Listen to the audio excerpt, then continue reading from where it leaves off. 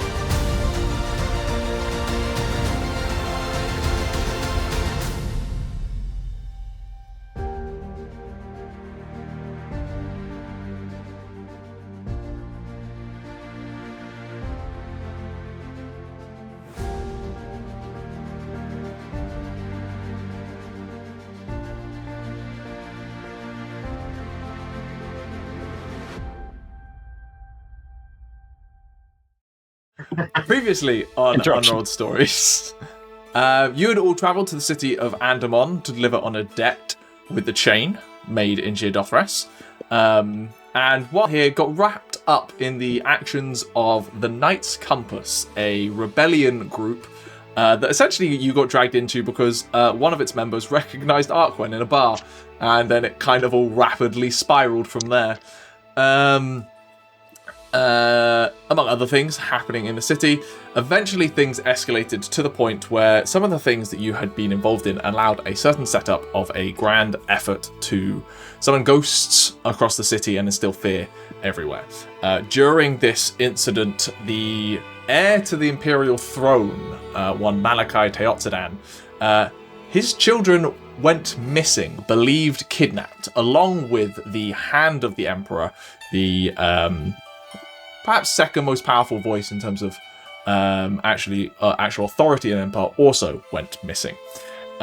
Due to your actions the day before, having saved a number of people, jumped to their heroic defense without a second thought, and also the fact that you've been wandering around the city with a crystal dragon, somewhat nonchalantly at times, most of the time somewhat disguised, pretending he's a horse, your name had gotten around to the point of when you went and collected the magic items you had bought, you were accosted by the Jade Cloaks and marched straight to the Jishen Palace at the center of the city, where, after a tense discussion trying to suss you out and him out, you were offered a job. In no uncertain terms of, you can't really reject this without other problems. to find the missing children. You were taken to the crime scene where the carriage they were in had been rammed into by a recognisable agricultural commission wagon, and you followed the trails into the sewers beneath the cities.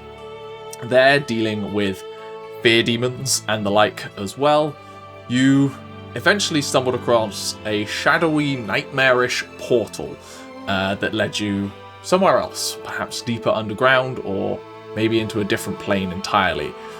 And you found a city. A city in remarkable condition, considering it is buried halfway under the ground, but still in a state of decay and bearing the signs of being quite an old city. You started pushing through with the night compass in your hand, directing you further into the city, dealing with the threats and destable nature of the city, including some basilisks, some very hungry ones that tried to eat your face. And eventually you came across the large tower at the center of the city that towered high above the city up to the ceiling itself. Entering in, you split up, some of you heading to the very top to find out what was there and hopefully get a better lay of the city. The rest of you staying near the bottom and doing a little bit of archaeology, let's say. Things were found. A twisted, deformed humanoid tried to attack Arquen and Balrick, and a well-timed hide you surpassed without trace, and probably following a Spartan kick out of a French window, the mutated corpse is now a smashed puddle outside the front doors of the tower. I cast Defenestrate at 3rd level. Yes. And we pick up with all of you standing in the open glass chamber on the side of the tower with a large telescope in there that has been jammed over time and now unable to be moved from whatever it was looking at in the past. With you all there, an ancient tome, seemingly the personal journal of whoever the owner of this tower was, a number of scrolls from Tauri, and a clear direction as to where the compass is pointing, if nothing else. What would you like to do?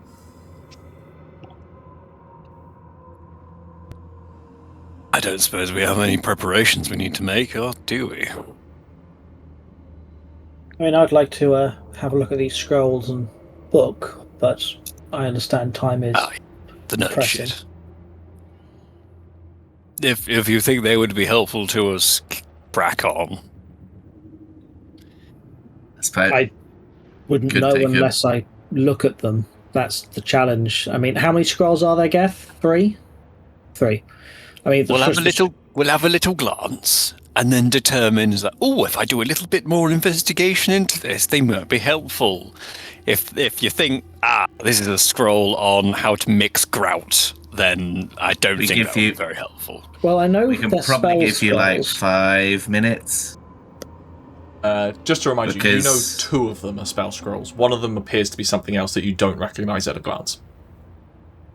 Okay. If we can give you like 5 minutes or so, because I think 10 minutes maybe. Well, because they might have noticed something being thrown out of a window from a story and a dragon flying around. So we don't particularly want to lose that element of surprise. It is very dark down here. It's not that dark. If anything, it's actually quite bright. You can see out to a point, but it is dark beyond that, isn't it? Well, there's the little lamps and stuff. As in the things that people are using for light. Yeah, the sort of street lamps and all that. Yeah, to be clear, the street lamps are like broken and sporadic. They're not lighting the city like it is London. Yeah, but it's sort of lit up enough that Ximori's not freaking out about being in a dark cave. No. It will take me at least half an hour to go through these scrolls and this journal. For what it's worth, I don't think you would need to cast Identify on a spell scroll. An Arcana check can give you the information of what the spell is contained within it. Fair enough. We can give you 10 minutes. Nice. All right, can I have a quick look at all 3 scrolls, including the one that doesn't appear to be a spell scroll? There's something in this about I will go. Day Magic May. Give me 2 Arcana checks for the spell scrolls. I will go and check that thing I pushed out a window is dead. Sure, I'll come to you in a second. Arcana. So the first one is a 13. Yep. Second one is a 19. Good, that gets you both of them.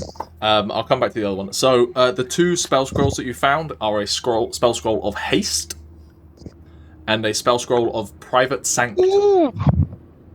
So it's spell scroll of. If you're looking for them on D&D Beyond, it'll be 3rd level spell scroll, and then you'll have to. Yeah. And then what was it? Spell scroll. Private sanctum, which I do believe is a ritual spell.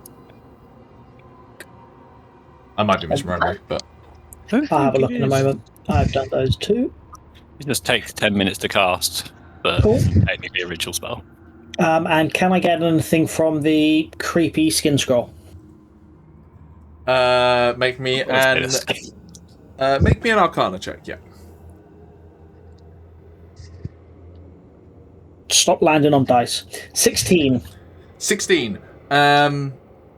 You don't know what this is off the top of your head. You definitely identify that it's not a spell scroll. What I will give you with that 16 is that this skin, as you take it out of its case, is very leathery and kind of has a faint smell of sulfur and brimstone. You realize that this is the skin of a devil, essentially, that has been cured and then had arcane writing etched into it. I'm assuming you don't speak Infernal?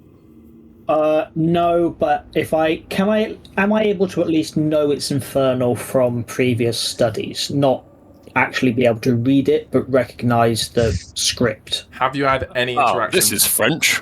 Have you had any interaction with the script of devils in your studies? Well, isn't the necklace Infernal? The necklace is abyssal. Abyssal. Do they not use the same script? Not in this setting. Celestials and demons use the same script. Oh, okay. I don't know. The runes and stuff in the city were abyssal, weren't they? You have to narrow that down. Were Infernal. The Which ghosts city? and stuff. As in the ghost That was runes. also abyssal, I believe. Yeah. They're abyssal. Because Yeah, it they're was also abyssal. demons. Possibly not then. So You come to the conclusion that to know exactly what this is, you would need to cast Identify on. Didn't have a crash course on. Now, make sure you don't make a deal with the devil. Don't sign on anything that looks like this script.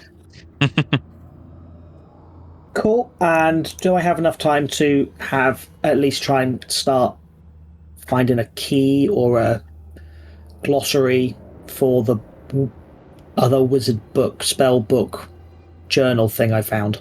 As in, you're looking for a table of contents. Yeah. Index. I will say this without needing to roll. It is a journal. A quick flick through, so it doesn't have a table of contents by any means, but a quick flick through, you come to the conclusion that this isn't the journal of a singular person. It is the journal of this tower. So it seems to have, you can see different handwriting etched through it as it's passed through different owners of the tower over the years. Dear diary, I am a tower. Dear diary, still a tower. I will give you as well, within that joke, that it is always with the air of archmages and that kind of thing. It is deeply magical people who always seem to be in control of this tower. Dear tower, there's another one. Okay, cool. Do you think they built the tower and then an archmage just moves into it like a birdhouse, or? No, I like the theory that this was actually a hut when it started, but the magic people in there have just sort of made it grow. Yeah. It's my hat keeps scraping on the ceiling. I better add another floor. So I'm not dealing with all of this person's The more decoration. important I'm the gonna build wizard, my the own bigger the floor. house, the bigger the hat, and therefore the bigger the tower. So tempted to make it canon. Anyway, campaign, Gethin. This is the serious campaign. I feel like we'll come back to the tower later when we're Sure. free of kidnapped children. If we can Yeah. find our way down here again. Cool. If we haven't got time for you to go through it quickly, then I won't. Hey, let's get moving. Okay.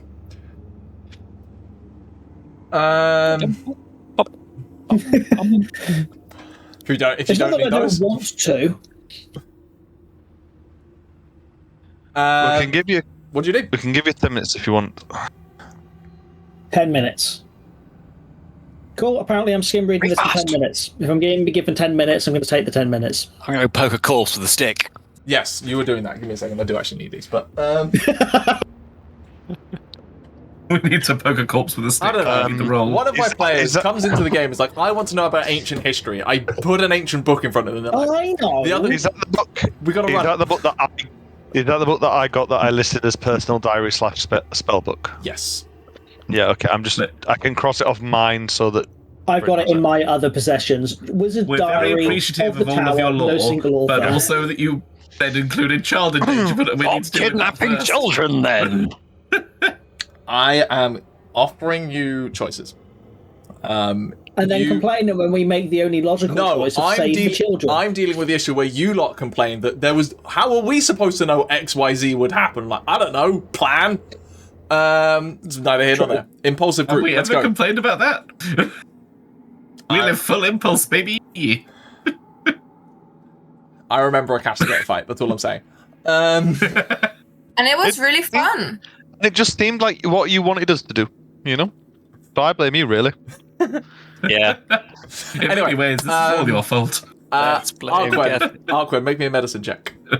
Oh, okay. I'm actually pretty good at that. Oh, 14 total. 14. Definitely dead. Kind of flat as a pancake. The bones that you look at were slightly gelatinous, so they just kind of...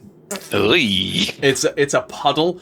Very much like in front of the doorway that you actually entered this whole building with. Yeah. The stench is awful. Get a broom and like scrape it into the car. And with your passive perception, you also see a ring just on the hand. Or what's left of the hand, I should say. This ring is made of kind of dark, like iron-like metal, very dark. Dark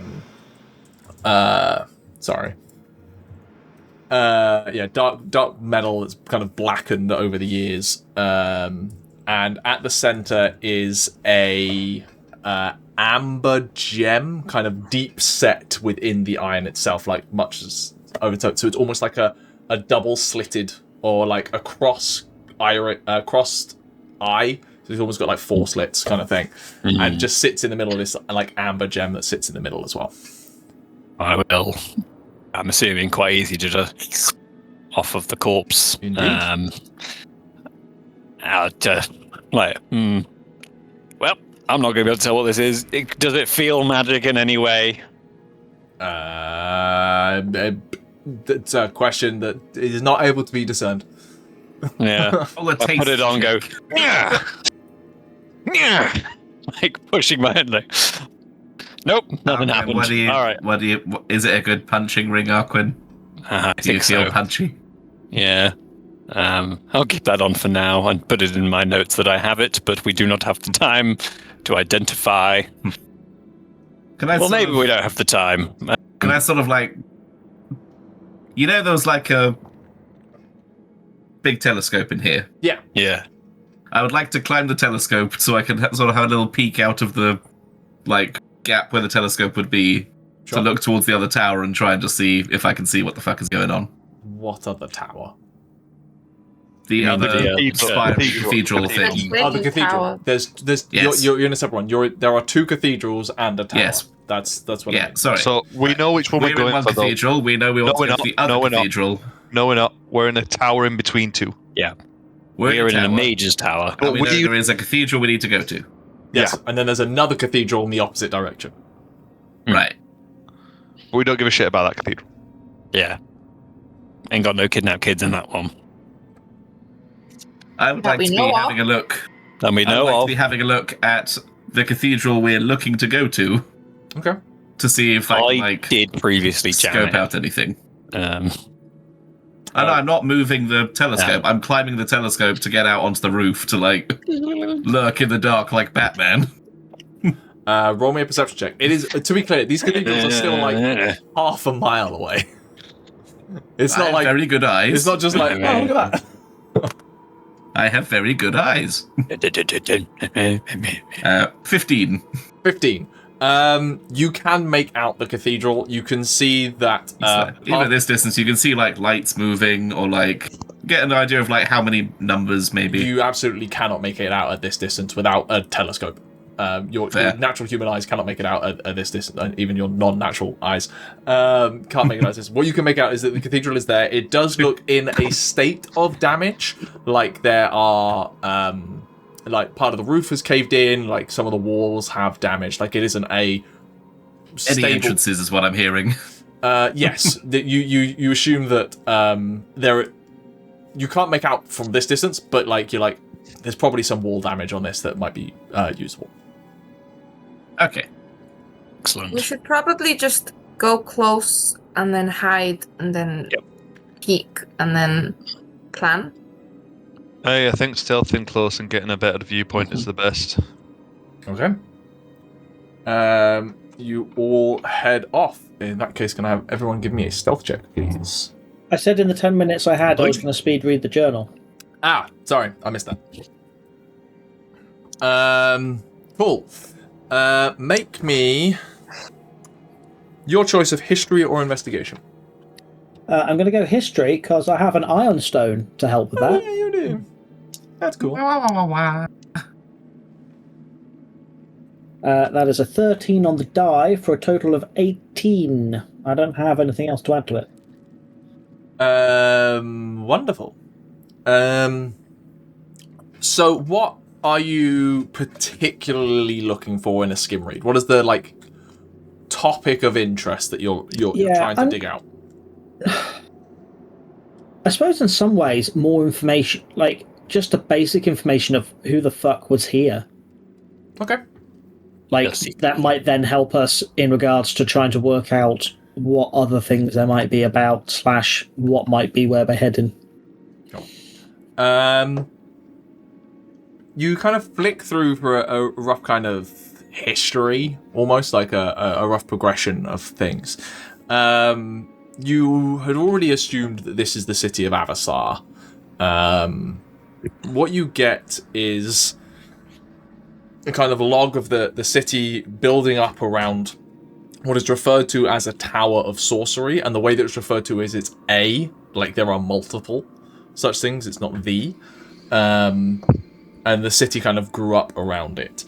It then goes to kind of, you flick through a bit more of the history and get to more interesting things where some kind of major magical event seems to be going on. It's the updates of the ongoings of that. And it talks about magic becoming chaotic and more violent, but more pliable and more experimental.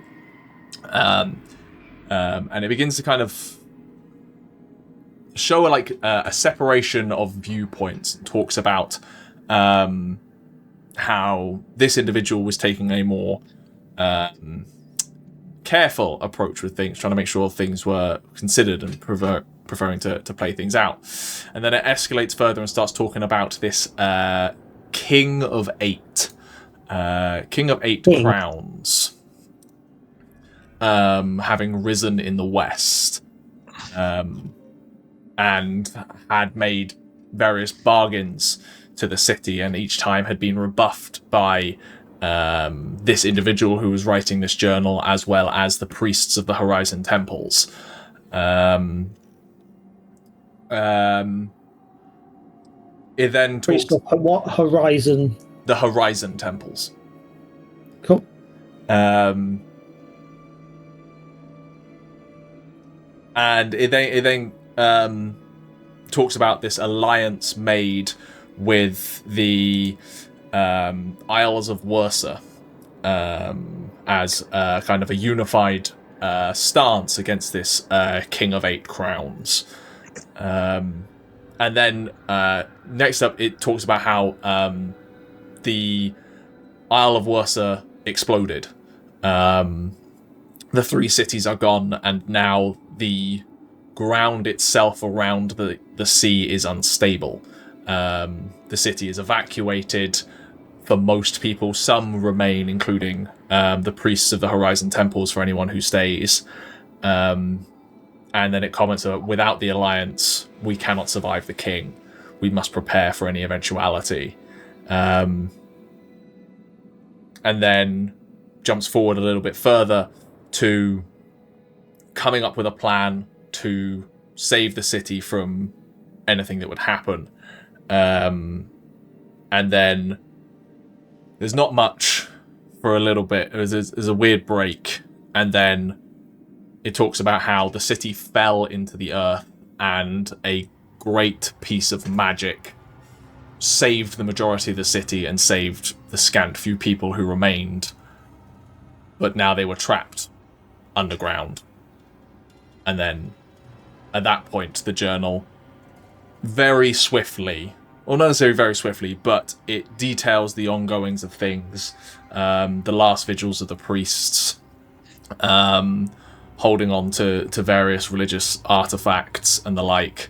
And then it doesn't take long before these writings start to become illegible, scrawled, mad, pages start getting ripped out, and the diary just kind of ends. Cool.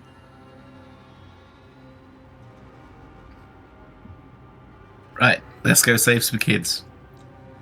If we're heading towards the cathedrals, it'll possibly be worth having a look around. There might be some relics or magical shit we could use. Yes. All right. The choice you would have at this point is you are equidistant between the two temples. Yeah. Temples, statue, tower. One, the other. So it's up to you what you want to do.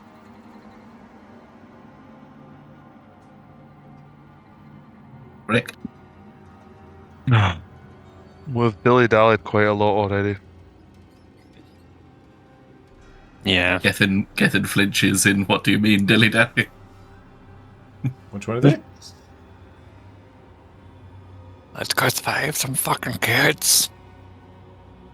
I feel a lot better once I know the kids are safe.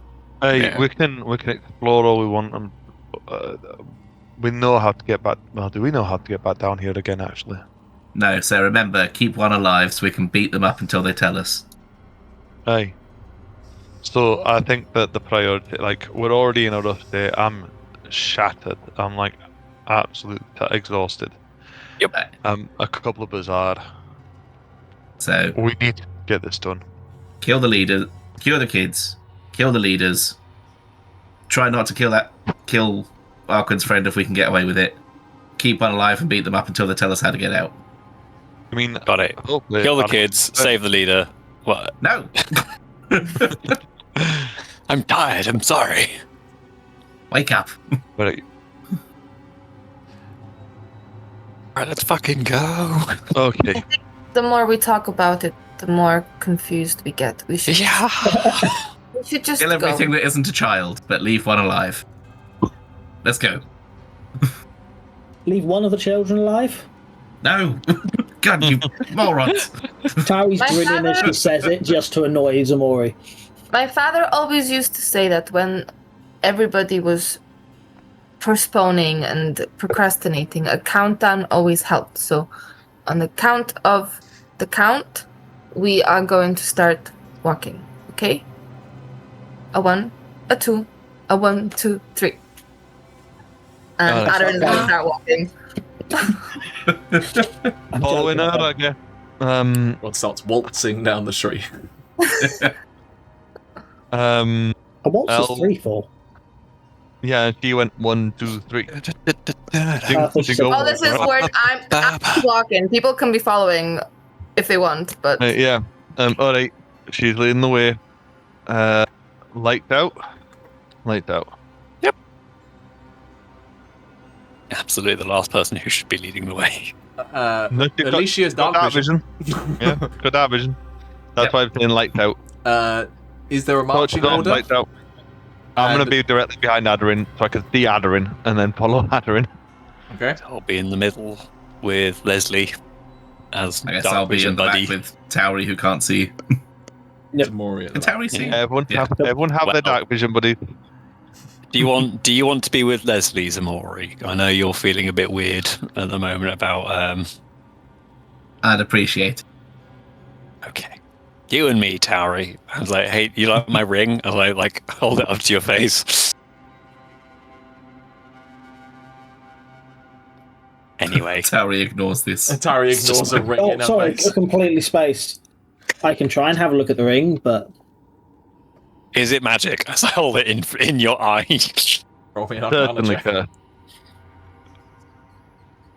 I can't tell because he shoves it into my eye. I rolled a 1. Just go, oh, fuck! You're Sorry. peripherally blinded. Tauri, you have disadvantage on your next skill check to do with Bitch, perception. What do you mean temporary? Bitch, you plan forever. Okay, in that case, assuming no bonuses, buffs, or any other plans, I need a group stealth check, please. Are you still my under buff. the effects of pass Can I? without trace? I was going to say, can I do a pass without trace as we start walking? I was going to say, I was yeah, wait- if you had I one was up, gonna it wait would have till we were faded, close. but... I was going to wait until we were close to the cathedral. It lasts an hour, so Yeah. are we an hour's walk away from the cathedral? Yeah, definitely. Then let's do a pass without trace. Okay. Don't want us to get spotted. Stealth checks And I know with what- plus 10. and I know what Arquen's like. With a -2 and disadvantage, that is a 27. Thanks to pass without trace. 28. 25. Dun, dun, dun. With a -2, that's a very average 30. Can someone roll for Lesley? Man, Right, don't here goes the Lesley roll. don't have Lesley's character sheet, do I? Lesley rolled a 12. So at least a Plus 10? 20, at least a 27. So at least a 22. At least a 27. He's got plus, no, only plus 4 to Dex, I think. It's got +4 index. So for- 26. Yeah, I doubt. So at least I don't 26. I don't think they're stealthy. I don't think they're proficient in stealth, though. I'm just going to go see whether I have a character sheet for Lesley anyway. By average, got I do 15. mean I rolled an 11. Rolled an 11. Total.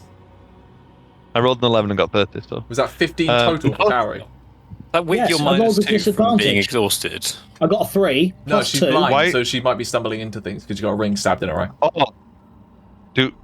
Is it just Tauri that has disadvantage? Just Or is it Tauri. all I- done? I- Because the exhausted people are taking Minus was 2. it 2 off your check? Minus 2, yeah. Yeah, I took the -2. I would have got 32 with my 11 roll. I can get 40 theoretically. I have a level 21. 4, Lesley. Plus 21. Well, that'll tell you if they're proficient in stealth or not. Dun, dun, dun.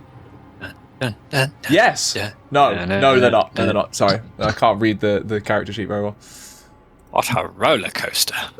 It's been a crazy ride. It turned out that Lesley got a 27 for stealth. Yeah, something wild. Anyway, yeah, have a level 4, Lesley. No idea if we'll get a full Lesley at any point. We'll find out. I need to give me 1 second.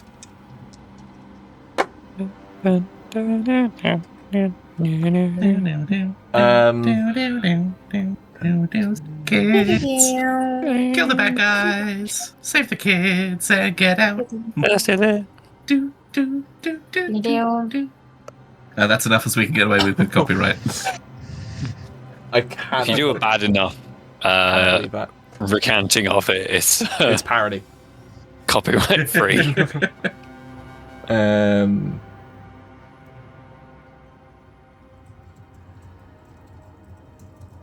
Cool. Yes, as you begin moving through the city following the lead of Aderyn, you've said you've dimmed all of your lights at this point, so are full on walking in darkness, kind of hand on shoulders. Just double check. Carrying because Lesley. You two switched. Is Ximori in the middle carrying Lesley, or is Arquen at the back carrying Lesley? I'm at the back with Tauri. Sorry, yes, with Tauri. Cool. Thank you. I just wanted to double check that. Aderyn's gonna be walking and like she's gonna be ignoring everybody else behind her. She's like really looking around as she walks. Like she wants to What be do like her focused, elf eyes like, see? see if she can see anything. Yeah. Don't She think would that. like to play the role of Legolas, please. Make a perception check. Do you want to be riding deck? And what about that? I'm Yes, assuming please. Deck is Deck. relatively near up front. Yes, deck will scoop you up and That have was- you riding. A pretty bad roll, so that's a 13. A 13. Okay. Legolas from Wish. But intentions. You're taking a look around. That's a leg. What do your elf eyes see? Aderyn. Very like taking care at every corner to make sure you kind of look around and make sure you see nothing. I think every so often you're jumping at shadows, almost justifiably after your last few weeks' experience with shadows. But it's just the movement of Balrick behind you, that kind of large shadow of the taller man behind you at times. And you're so focused, like kind of on where you're going, that you kind of get lost in the buildings for a second, and you kind of hole up and just try to get your bearings again. Who has the compass? I do. Tauri, probably. Cool. In that I do moment, from the back. in that moment, Arquen, you hear the faintest sound of something from your left, and it's not until too late that you realize it's the thwack of a crossbow firing, and it's only when poof, it hits you in the side that you realize that it's a shot at you, and you take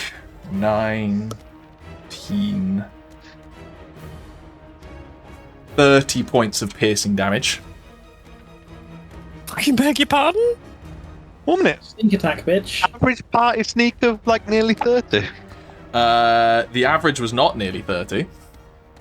The average was 25.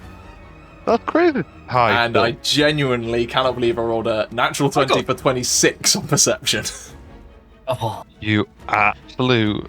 Oh, you and bastard. of course you rolled over my armor class. I rolled a 15 on the die to hit you plus 7. Your AC is an actually ungodly level, Stu. It's just over 50%. Right. I will shout an alarm. Crossbow!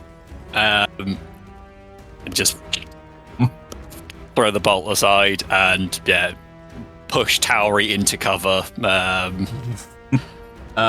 Make me a perception check. As I will make a hide check. Nat 20. Stealth check of 14 doesn't do it. How's it feel, bitch? Even a high bonus doesn't help the natural 4. As you kind of look up, like immediately assess where the direction is from, you can see on a rooftop a diminutive figure holding a crossbow going to notch a second shot. Notices like your head turn and goes to like sling the crossbow over their back. Are they whereabouts are they in relation to us? Are they on like a first floor or like? Yeah, so they are on top of a rooftop. So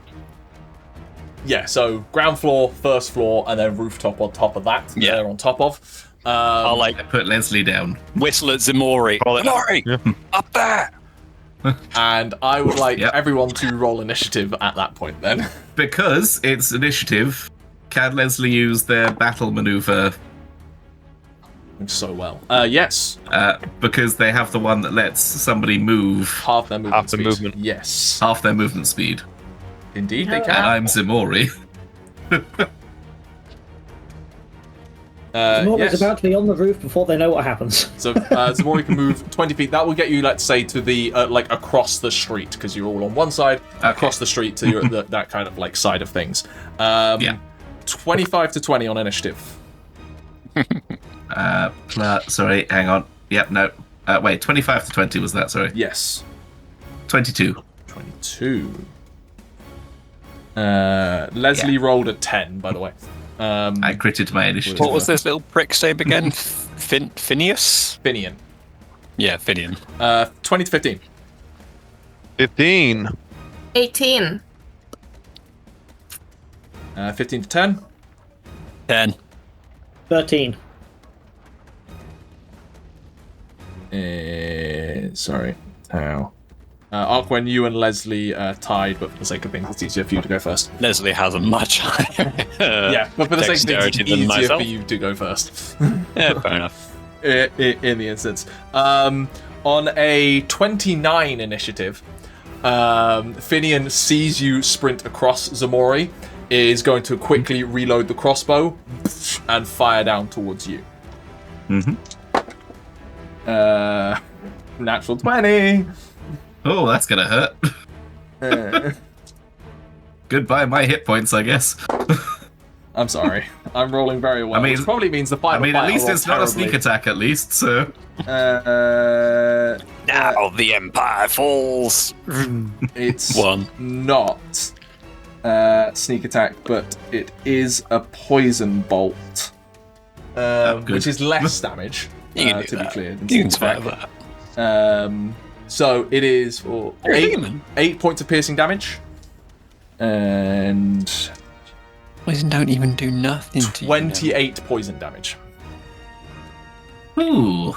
Yeah, 36 might do something to me. At that point, though, he sees you just how quickly you move. You see him throw the crossbow on a strap over his back and go running across the rooftops. Movement speed, bonus action to dash, sprinting across. I will make a check for him.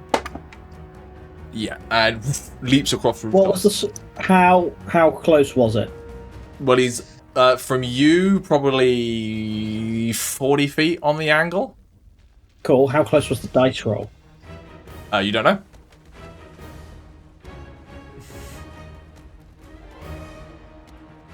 I will try and cut and words them.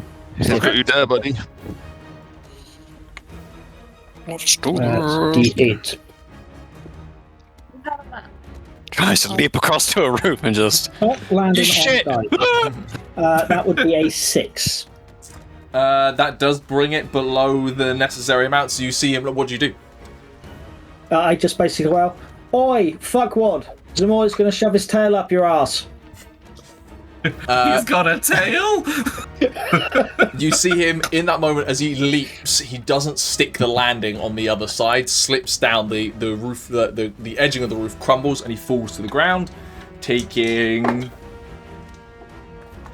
some damage. But has made a decent headway because he still moved his full speed at that. He just landed on the ground running away. So he is now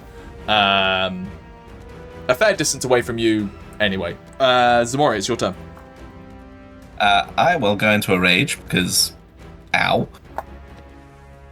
We'll go for a tail this time. Okay. So just as I sort of slink down and launch myself up, my tail bursts out, hits and pushes me into the air. And You those have of you with bigger. dark vision, I've got a question. Do you have, like, dungarees with, like, buttons on the arse for when you have the tail? I mean, I have dungarees, but the tail fully, like, punches through them.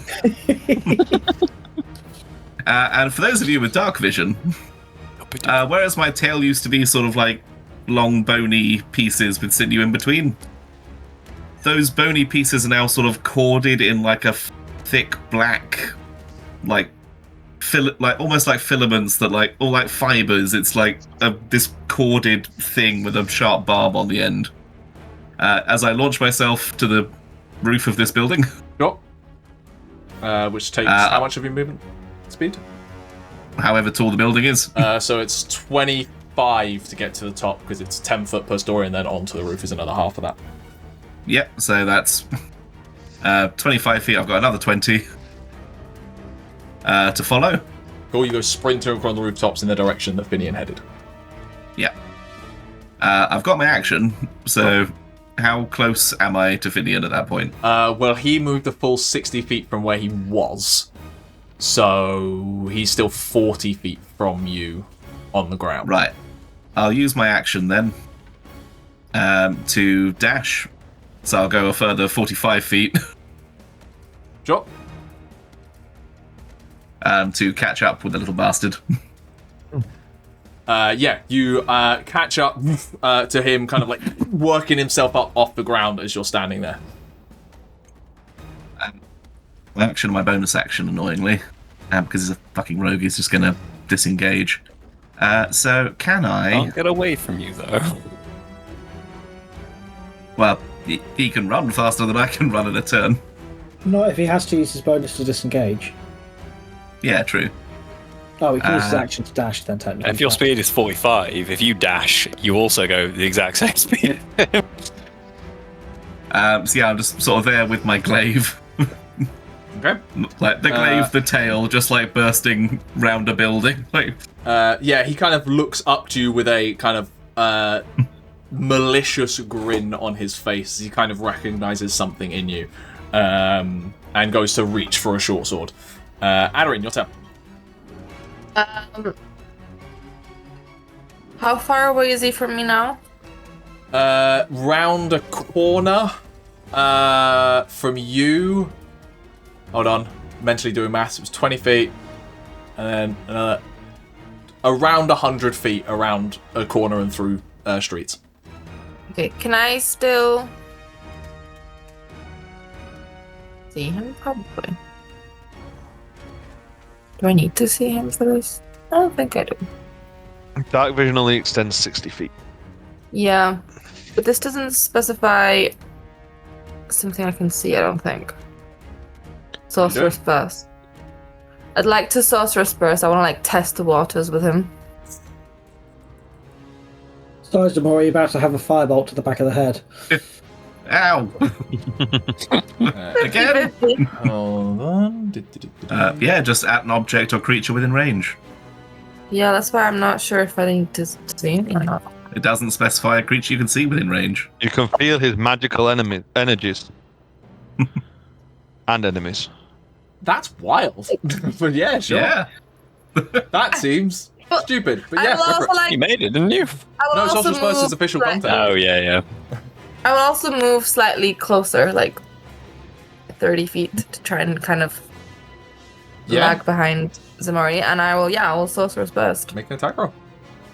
I will say, because of the darkness, it is at disadvantage, because it is beyond your 60 foot of dark vision.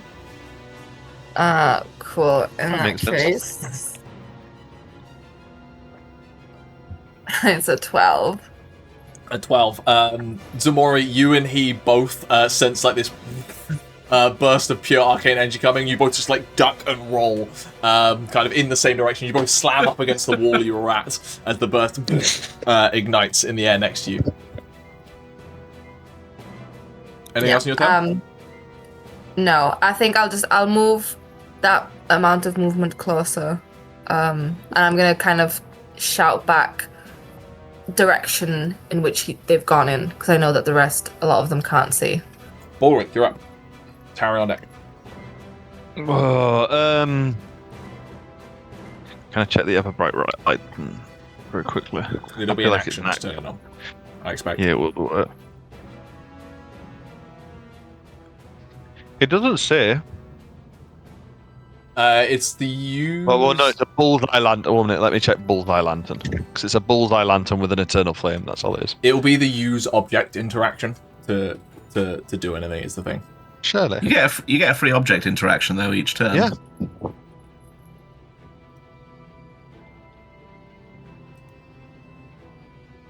Sure.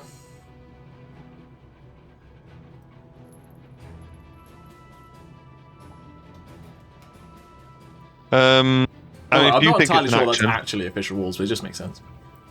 Hmm. I think it's one what, of those just an things. object? Yeah, I think it's one of those things that just got kind of codified in like people's language of stuff.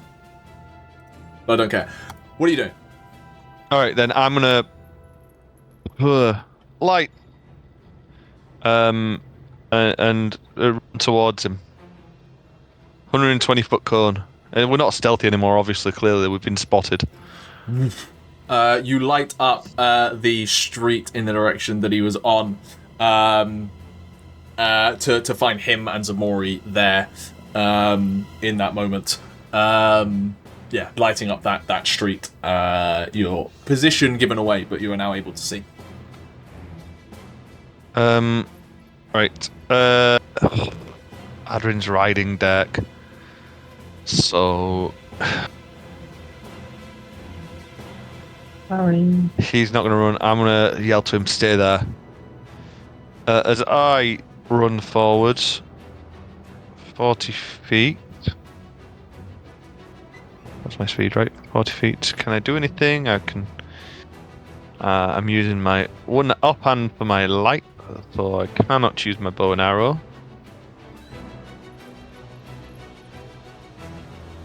35 feet even. I might just have to dash, to be honest. I'm not going to catch up anymore. I can see Ximori ahead. Yeah, some like 70, 80 feet ahead of you from having moved. Yeah. Or 70 feet. So I'm gonna draw sword in the other hand and go, Ximori, grab him! Okay. Tauri, you're up. And I'm gonna Cool. dash. That my action is to Yeah, dash. you're to dash. Gotcha. Because I am trying to not play it cool, but be safer, I am going to try and shoot them with a crossbow bolt. Cool. Go for it. Do I have disadvantage, actually, is the question. No, there's a huge beam of light lighting up the entire tree. Ah, yes. Sweet. It's targeted. It's a bullseye lantern. It's not like, yeah, it's like holding street. a flashlight. So Yeah. That is a 19 in total. that hits. For a grand total of 2 damage, because I rolled a 1. He kind of also sees this coming and like dodges out of the way and like grazes an arm that like momentarily stops his draw of his weapon. But he is still relatively fine. Anything else on your turn? No, that is it. Arquen. I mean, I ain't getting up there. He's no longer on the building.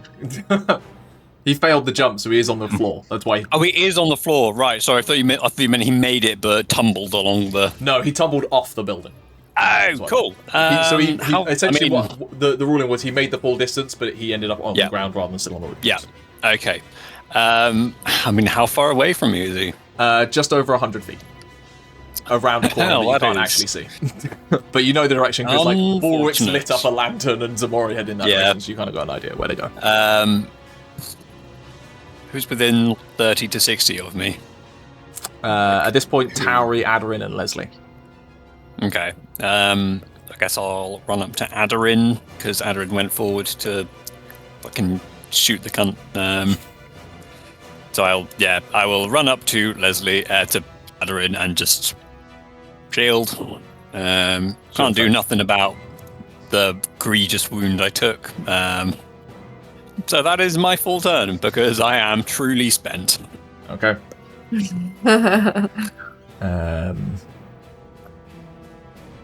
Cool. Unless I can huck some javelins with disadvantage at him. I mean, that's up to you. Yeah, if you've got the action too. You've got the action, and what's the range of a javelin? 120. Is that the disadvantage range? Of a javelin? Yeah. Then you can throw some javelins. All right. Okay. Give it a go. As always, natural ones hit Ximori, even if Ximori's nowhere near the target. That's just the rule. Even with disadvantage, that is an 18 to hit. An 18 to hit does hit. Hey!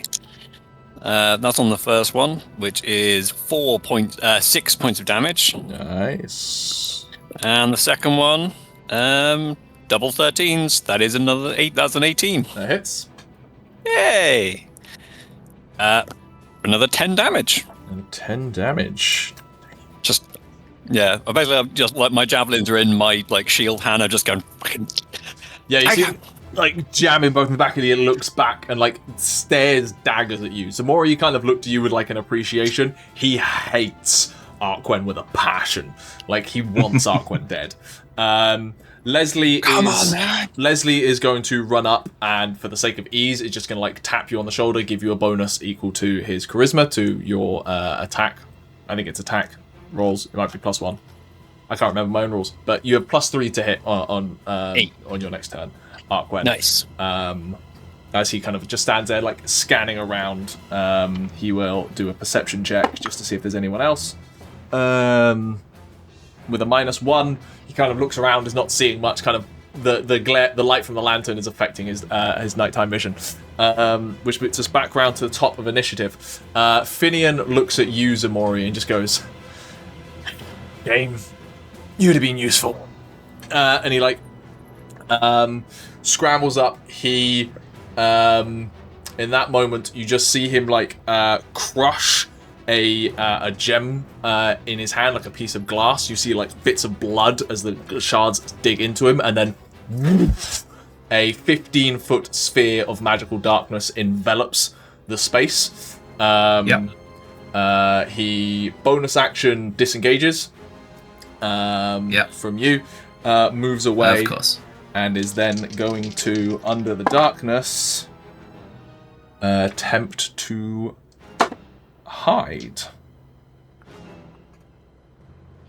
As he starts using the streets that he apparently knows quite well to try and get away and hide from you all. Darkness envelops that. You hear his footsteps go scurrying up an alleyway before they become muffled and deadened, and you lose sight of him, all of you, in that moment. But that is full round of actions for him. So we're on to you, Ximori. I knew where I was when the darkness happened.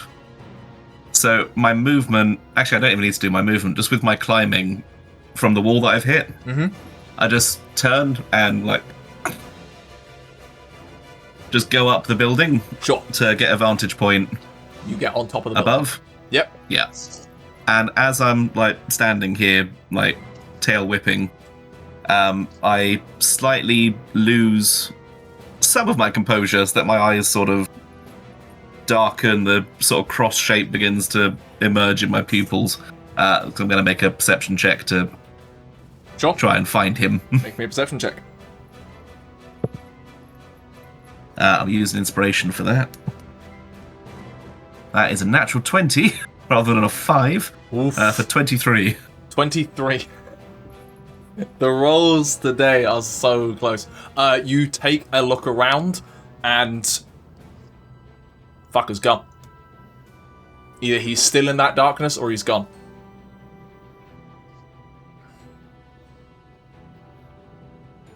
I genuinely have the roll I've got written down. I know you do. I just hate rogues so much. Stealth checks on rogues. They're the worst thing to fight. They're the worst thing to fight as a marshal. I will say, he is badly wounded from even that brief exchange. That's why he's running. Right. Do I have an action, or was that perception check my action? That perception check is your action. Right.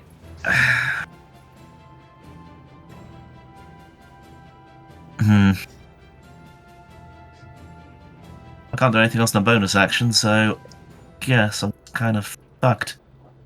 Yeah, that's it then. There are some highly perceptive people in the pie. I don't think his hide check's going to last long, I will be honest. It's just 2 rounds of nothing. That ends Ximori's turn. Aderyn. What can I do? I can't see him. You can see this big sphere of darkness where he and Ximori were, and then you saw Ximori just leap out of it and get onto a rooftop and just start scanning around. Mm-hmm.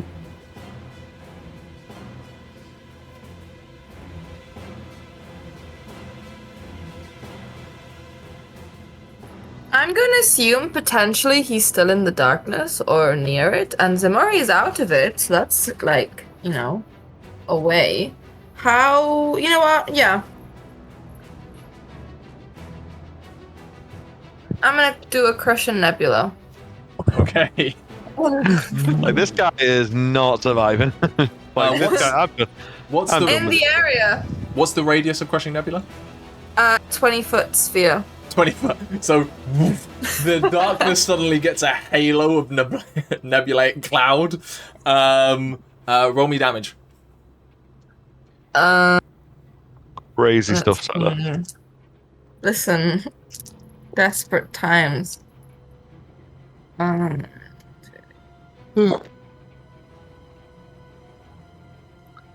6. I rolled really badly. 6 points. Maybe of it'll scare anyone else.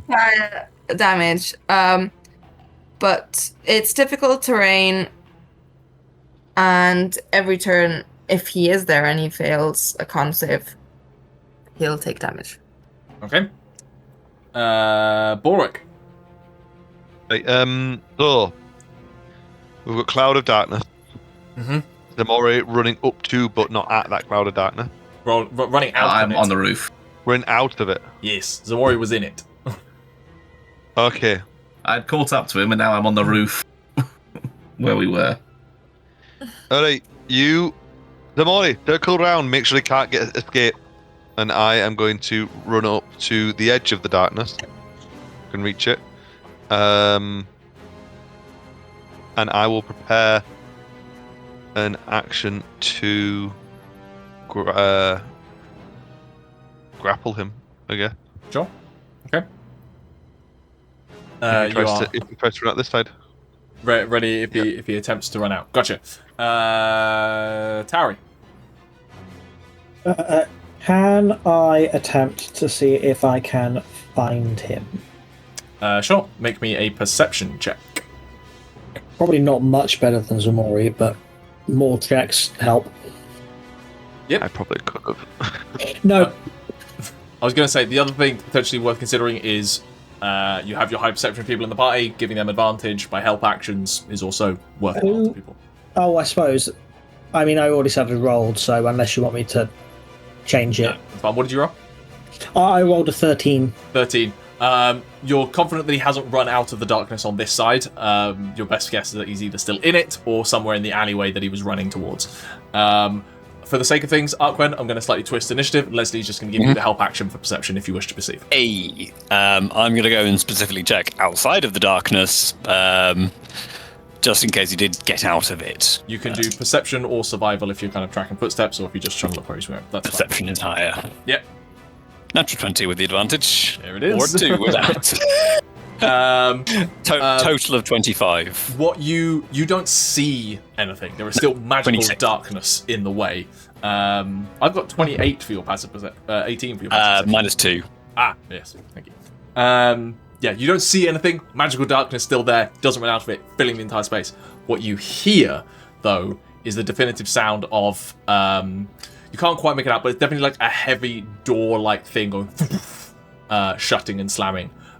Whether he's run into some kind of building or kind of cellar or something like that in that alley. That's what you hear. With a natural 20, did it sound like a hinge door or a trap door? It sounded like a hinge. Okay, yeah. But you would need to get into the alley to really identify. Yeah, I will shout, he's gone in a doorway, he's got in a door in that alleyway. And then skedaddle towards it. Cool, you go running into the darkness. Yeah. Yeah, for the section dash, so. Yeah, so I think you're in the darkness, but you know where you're heading on your turn to come out of it. Run through the doorway. That is then Finian's turn. He is doing whatever, which means we'll go on to Ximori.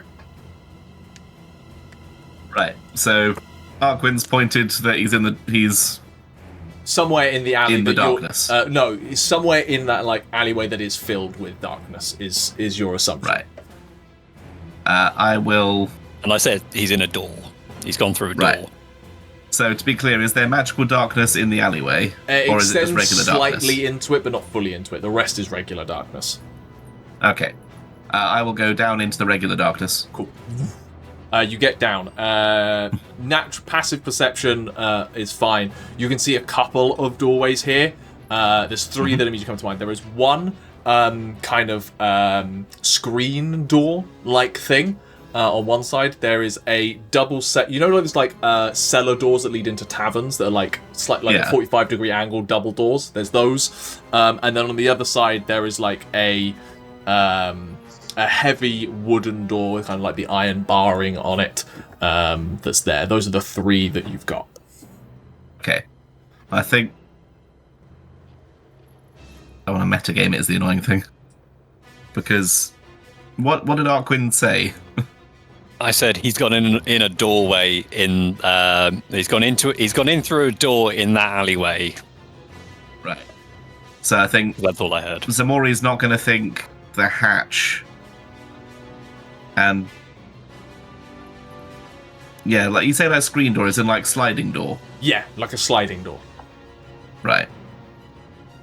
So I'm going to roll 50-50 on with Ximori. I think I'm going to roll 50-50 on what Ximori thinks a door is. Like, if, like, because, like, in this, like, annoyed state, is, like, Ximori at, like, you know, do I consider this a door or just, like, a weird slidey wall? Sure. Right, so odds, big door, evens, slidey door. Go for it. Odds, big door. Big door. Big door. Just to be clear, because I said 3 doors, not the double cellar. doors. Yeah, the other side. Yeah. Cool. You kind of like you rush over to that door, pull on it. It is locked from this side. Essentially, sorry, not from this side, but locked in terms you can't from the open inside. it this way. Yeah. Is like you pull on it and it's heavily locked and jammed in there. Right. I'm very annoyed at the moment, so I'm going to swing my magical glaive into it. Go for it. Make an attack roll. And you got a tail too. Natural 20. What? Door Particularly because obliterated. because the glaive does thunder damage as well. So it's like It blows off its hinges into the room beyond. Immediately, what you see in there is not. It's not literally an avatar, but you know the situations where there's like carcasses, like pig carcasses hung up on hooks. That's what you walk into. Like that's what that door blams into. Do I see a living thing in here? Make me a perception check. That I'll just go through here and lock the door behind me. That'll. That's 17. A 17. Living is not what I would describe. The things hanging up here is fully desiccated corpses of pigs. And immediately kind of look through. You don't see anything in here of interest unless you want to pick up a bunch of butchering equipment.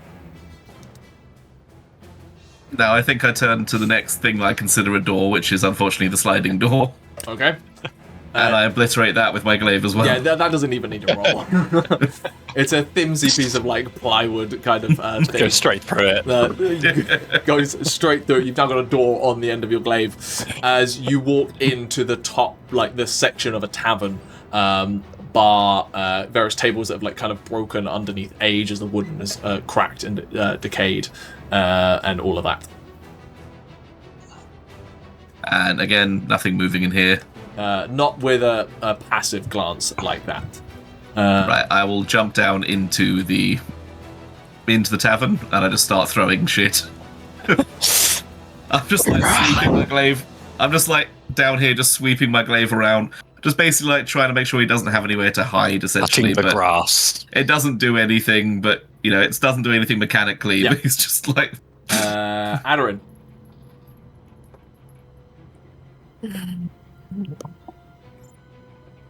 I think I'm going to just follow in the direction of Ximori. And I can't see anyone. I don't really know what's happening. So I'm just going to shout back to the rest to like... I'm just going to keep kind of describing what I see so that they can kind of get around. And I'm going to prepare a Sorcerer's Burst in case I do see him or anything else moving that isn't us. Sure. Balrick, you are outside the darkness. He hasn't rushed through. You can hear the sounds of wanton destruction coming from inside the alleyway, the other side of the darkness. I mean, I know that Ximori's gone in the door.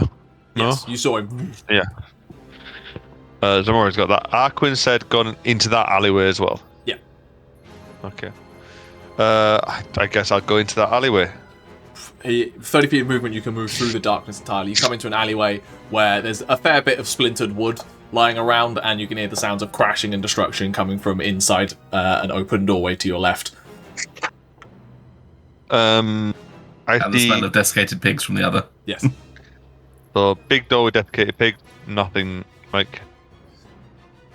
Arquen's clearly, not Arquen. Ximori's already clearly been in there. Ximori's currently through the sliding door. And then there is the double doors leading into. Yeah. It sounds like Ximori is not having fun there, so I imagine there's no one there. I will go to the cellar doors and... You pull them open with your strength, and you kind of look into a dark, unlit alley underneath. You pull, I assume, your lantern still with you, underneath, and it is down here. It is a cask cellar that you immediately just see. It's like various casks stocked down there, beams holding it up as an underground space. I'm gonna creep down and say, look, with your trap, we've got loads of us here. You can survive this. Shout down. Okay. Do you want that to be persuasion or intimidation? It doesn't matter. It's gonna be a fail. But I'll go with intimidation. Oh god, is that a -4? -4. Oh, it's -4 now. -4. Yeah. 11. 11. You kind of echo that out. It reverberates around the space a little bit. No immediate sound picks up, but there's just a palpable tension in the space. Anything else? I am on the stairs for it. Staying up. You're not fully entering it. Gotcha. Tauri. On the stairs. I'll go stand with Balrick, and then I will have my crossbow ready. But I will also yell out, "He speaks the truth. We will kill you if we have to, but we're getting the kids back."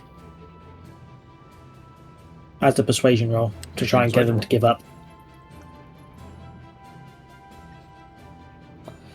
17 for 27.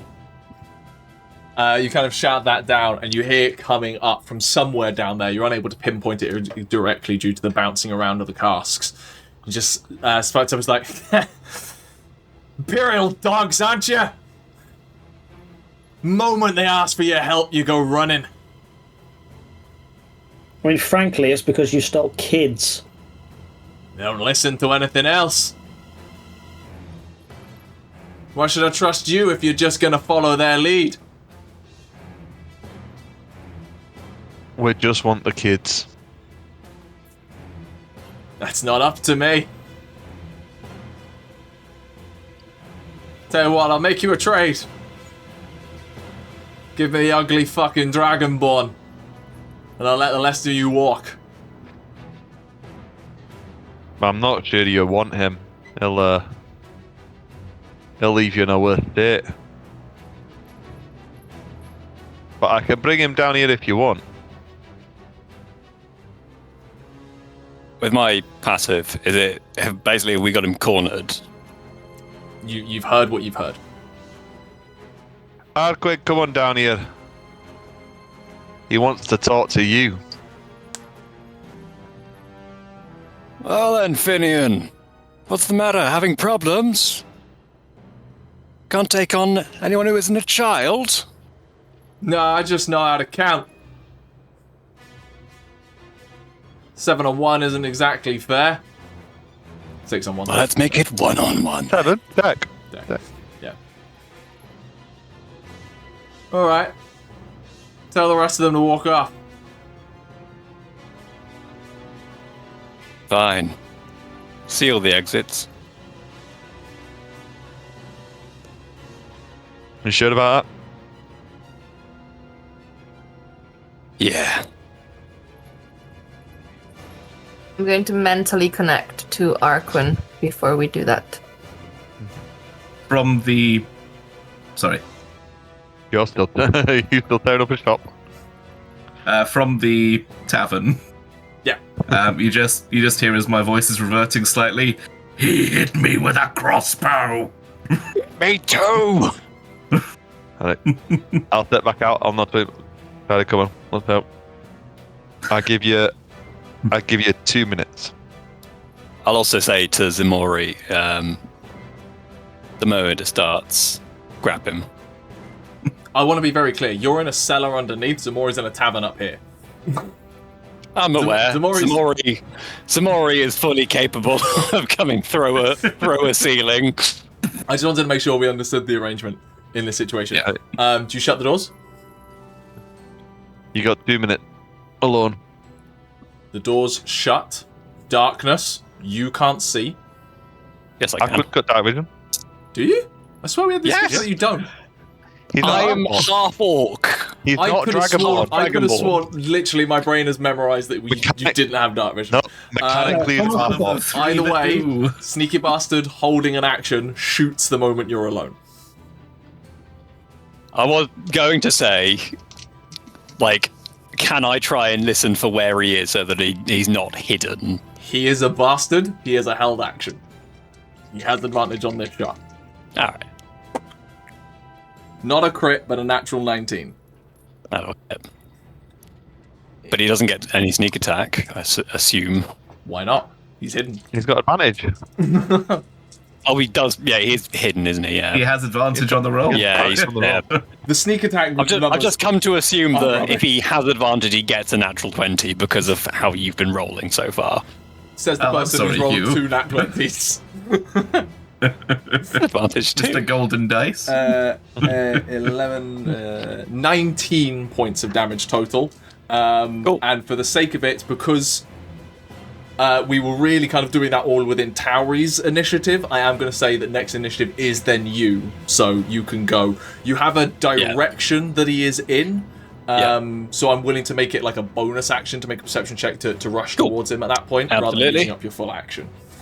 Cool. Yeah, I will get all up in his grill. I do actually need to roll a stealth check for him, so I know what you have to be. Go for it. Well, actually, hang on 2 seconds. I need to look up the rules for a spell again. Would he still have stealth if he's just fired? It was from where he was hiding from as his initial stealth check, and I'm doing number changes. It's fine. So is he on, like, is he on the ground? Yes, Do I have to- there is no like upper floors. Or anything. This is a I single didn't know if he story was like cellar. up in a rafter or something. No. Cool. Can I tell roughly where he is? Yeah, Like, definitely.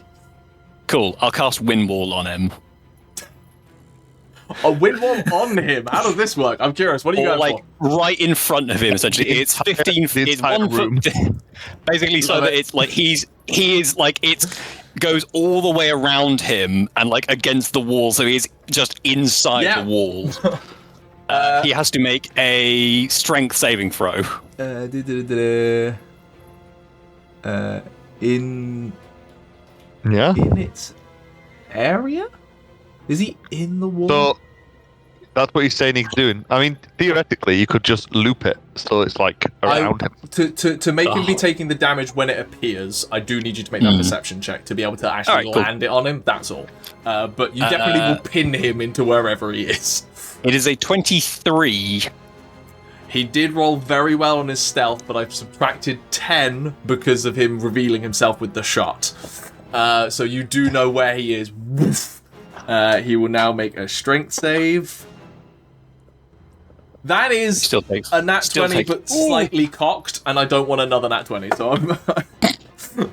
It was like 75% a 20. That strength save is a 13.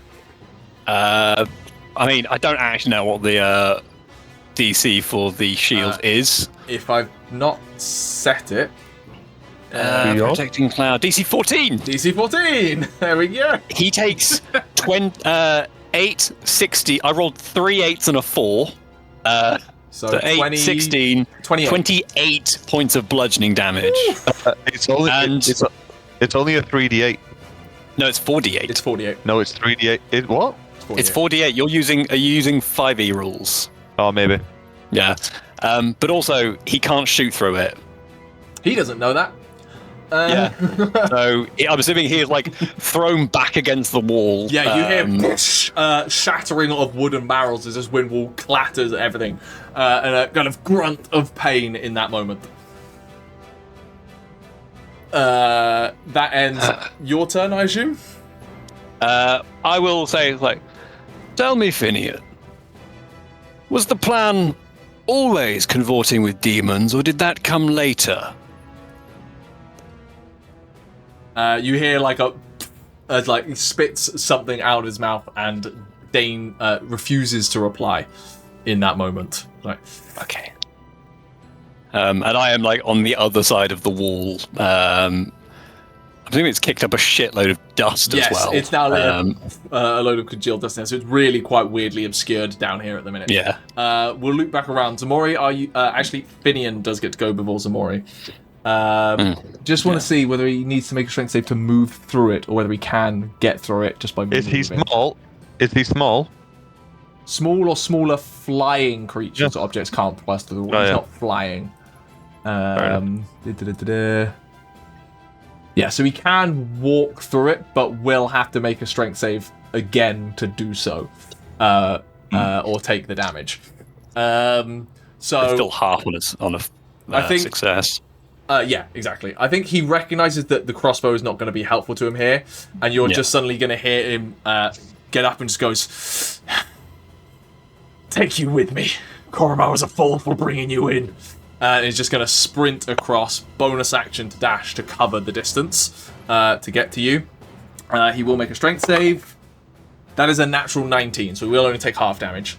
So he takes 22, half to 11. Ooh, he's not in a good way, but he is going to swing with all of his might. As he is going to swing twice towards you. You can see with poison-edged short swords in this moment. Now he doesn't have any sneak attack, though, does he? No, it's the poison that's just coming onto you. One is a 15, the other is a 25. So only one hit. Yeah, all right. I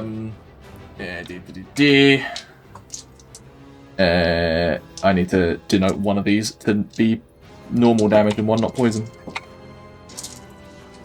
The slashing damage is 5.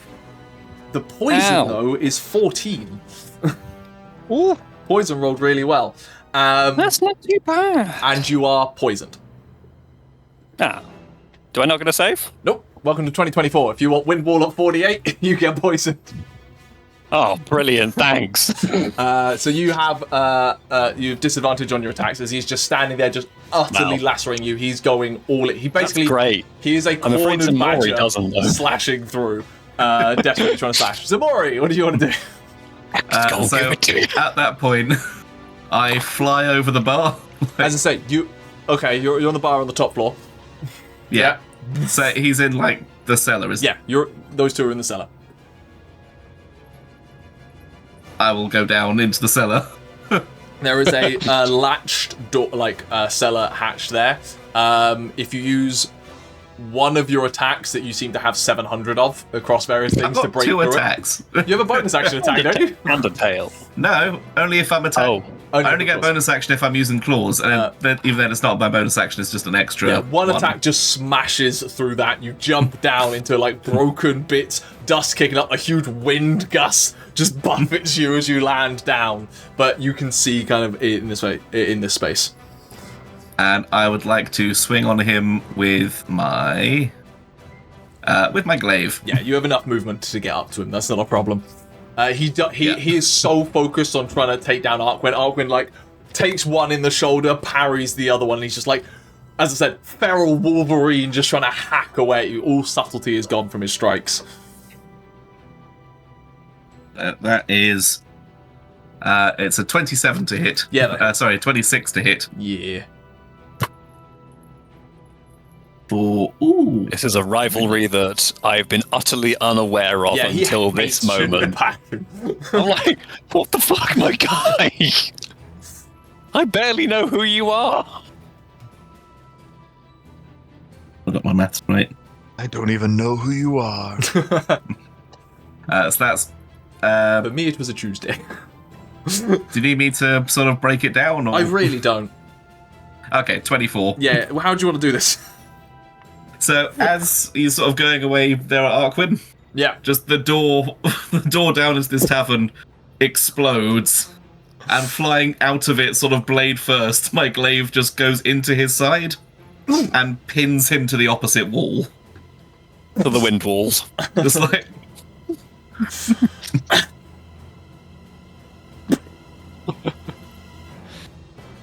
You're foolish for coming here. I don't listen to him. I turn round and bring the glaive up and, like a hammer, swing it down into the ground head first. He goes to say something in that moment, and just like, and just splat. The blades go limp. Cowards don't get final words. And we'll use that moment to take a break.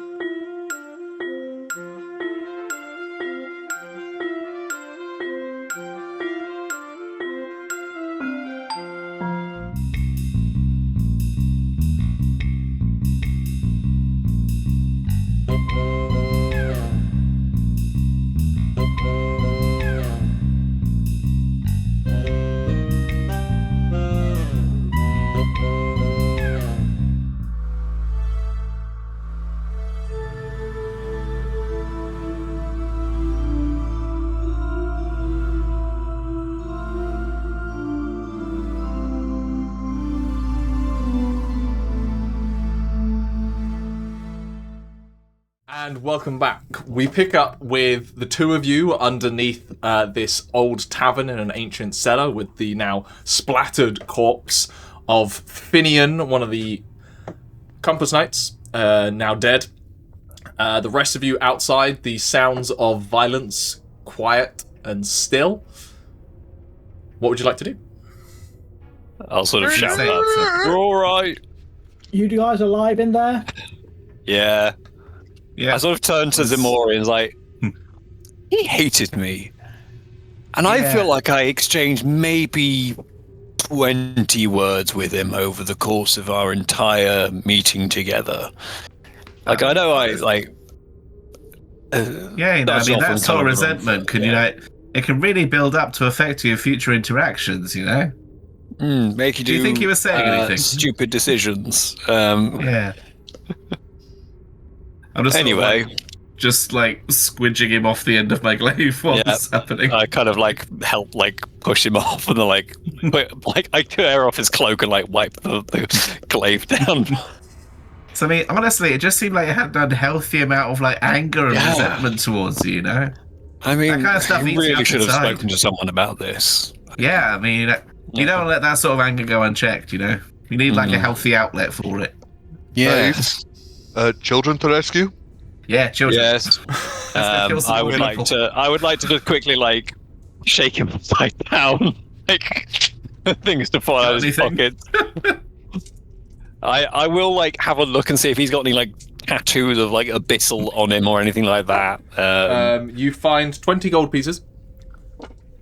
Yeah, nice. I chuck it up like the hatch to Balrick.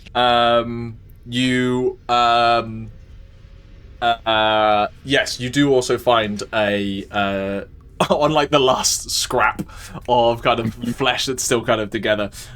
You do find like at the base of the neck, obviously 90% time hidden under clothing, a kind of a halo with 8 points, like a pointed compass kind of thing, tattooed there, with some kind of a cuneiform abyssal in the center, like a single mark. Okay. I would like to take his crossbow, his bolt, and any poisons he has on him as well. Sure. You do find 2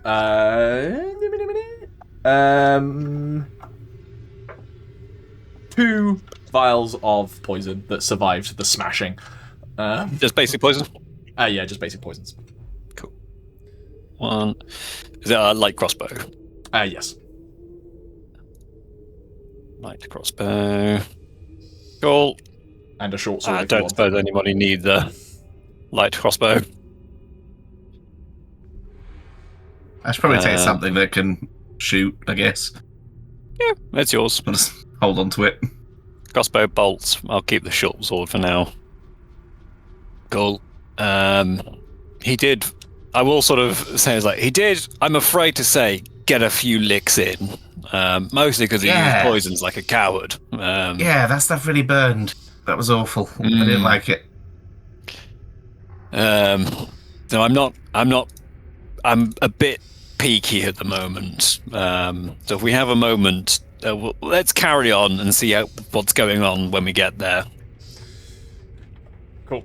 You progress. We leave the cellar. You progress further, pulling out the compass that is directing you towards the cathedral. And after a short while, the passed out trace still going, continuing to look out for threats, but none seemingly appearing. The cathedral kind of comes into view through the streets. It's a little distant from the surrounding buildings, giving it a bit of extra space. Its front doors open out onto the main road. You'll very smartly kind of pull to the side and cling to the shadows there rather than standing in the center of the road. You can see this church there. Huge archways full of stained glass. Kind of a second story in height. A double door leading in to the direction you are. And that's kind of what you can see from here.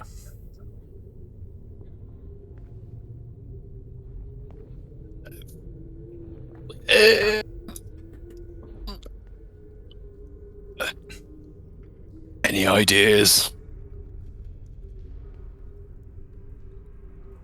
Yeah, I could try sneaking up the walls, or I Balrick. assume the doors are Balrick shut. can't see. Make me a perception check. Balrick can't see all that good, but I could try sneaking up the walls. What are you looking for? You Tauri, have disadvantage, Tauri, because of dark vision. Yeah. 14. 14. At an immediate glance, it looks like one of the doors is just straight up missing from the front, and the other one is ajar, pushed inwards. But that's really all you can make out from this distance. Beyond that, the darkness takes your vision. You can't see into the building from here. Are you looking for ways in? I was checking if the doors were shut, because if the door's open, then it might be you can sneak in through the door, then around type thing. Yeah. I'd like to look around for, sort of anybody on lookout or anything like that. Make me a perception Or whether check. that was Phineas. That was a 23. 23. Kind of take a look. Security measures. Yeah. I guess. Taking a look around. Nothing alerts your kind of presence or anything like that. Perhaps your assessment is that Finian would have been the lookout on this. What I'll give you also with that 22 is that there are still enough scattered broken lights here and there that what's odd is they're just not being captured in the stained glass. They're not permeating through. It's there's a gloom set within. Some kind of supernatural gloom around this area. Don't like it. What was that, Chris? Can you give it a sniff? No, I'm out of sniffs for today. You can run out of sniffs. I'm afraid my nose is it's like if if you smell too many things, it just gets the senses get overloaded. It's very dusty down here. Yeah, it's very dusty. Yes. I'm going to say it's probably demonic, given what we know. Hey, Ximori, taste it.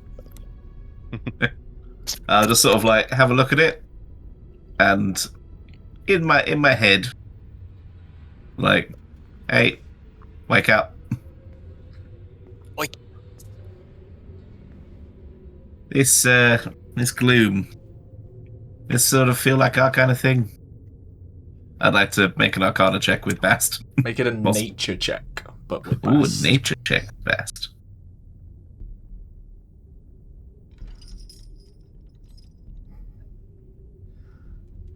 That is a for nature, which comes off intelligence, which is a -1. which helps to counteract the 4 that Bast gave me. So that is 16 minus 1, 15. It's definitely something of ours. Feels familiar. What's the plan? I think kill all of them except one to tell us how to get out. Find a way in, kill them all, get out again. Secure the children. Sounds simple. We've got to look after the children as well. What were you thinking?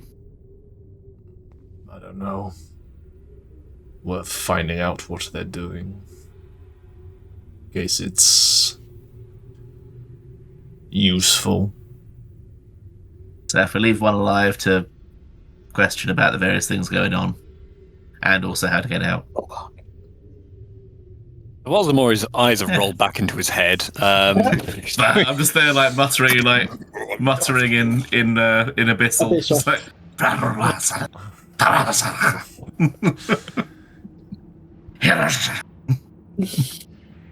I ask Ximori, does Bast know what time of day it is? Does there have any kind of supernatural sense to know when darkness is about to fall across the land? Oh. I don't know, I'll ask. Your passage of time is a fleeting thing. I care not. Bast says that time is like a drop of eternity in an ocean, and it's difficult to tell one from the other. Yeah, it's just really is something. It's just other demons seem to care about it, so I was like, it might be worth a shot. Like, we're much more sort of rip and teary kind of demon. At least I guess we certainly. It's kind of I now. We certainly do appreciate the dark, but okay. Bast likes the dark. I'm indifferent on it. I was going to ask whether we have an hour to spare to just sit and patch up. Watch. Let the wounds just heal over. I mean, do you think you if we stay out here, do you think you and Balrick would be able to go in and just have a little sniff around? Balrick can't see all that good down here, but we could probably have a little peek around the building. Yeah, but looks pretty climbable. Keep quiet. I can help keep you quiet. I could go. Yeah. Yeah, Aderyn could go. I can see. Are you sure going into this is quite dangerous? So what I meant kind of was so that Ximori and Balrick can do the sneaking while Ximori is, and Balrick can help Ximori sneak around while Ximori sniffs anything out. Aderyn, I can help you as, like... I mean... You don't want me to help, Arquen. I just mean that we've got a darkness demon person and an incredibly sneaky that's a bit reductive. Ranger from the north. I mean, is it not true, though? And how would you describe me? A stick of dynamite. Incredibly useful, but, we'll leave the... We all have our uses. Mine is a punching bag, it seems. And is why I'm not volunteering myself for this. I suppose. I can wait until something needs exploding. And I will wait until something needs to punch me. I trust you heavily, Aderyn, but I don't know that reconnaissance is your thing. If we weren't exhausted, I would say it probably is your thing, but we are exhausted. I mean, what can you... Do you have any, sort of mind stuff ready that you can do, or... Are you able to... I know you can communicate. Can you read thoughts? Is that something you've been able to do? It's something I think I can do, yes.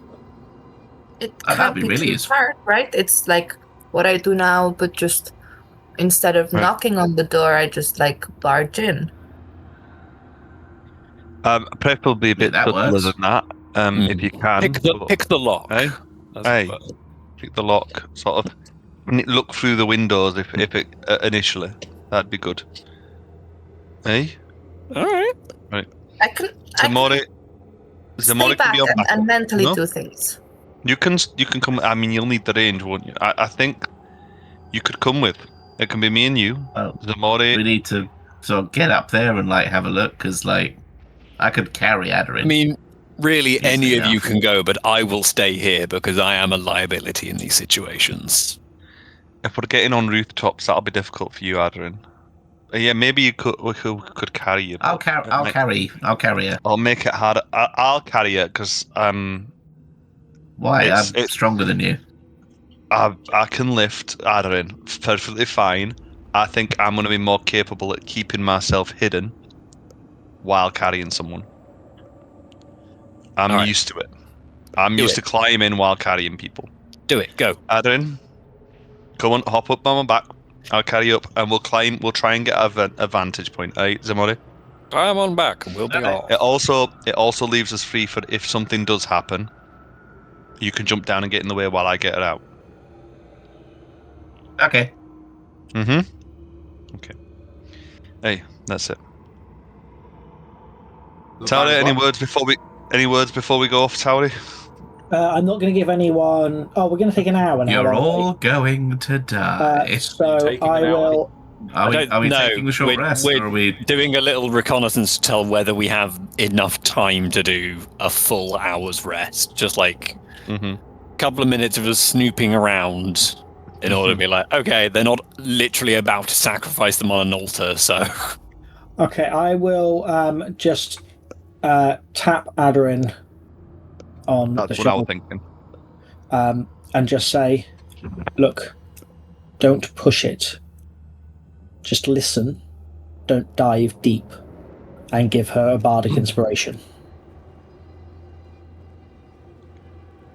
Let's well. go. Then, while they're away, I will spend some time identifying as long as I can.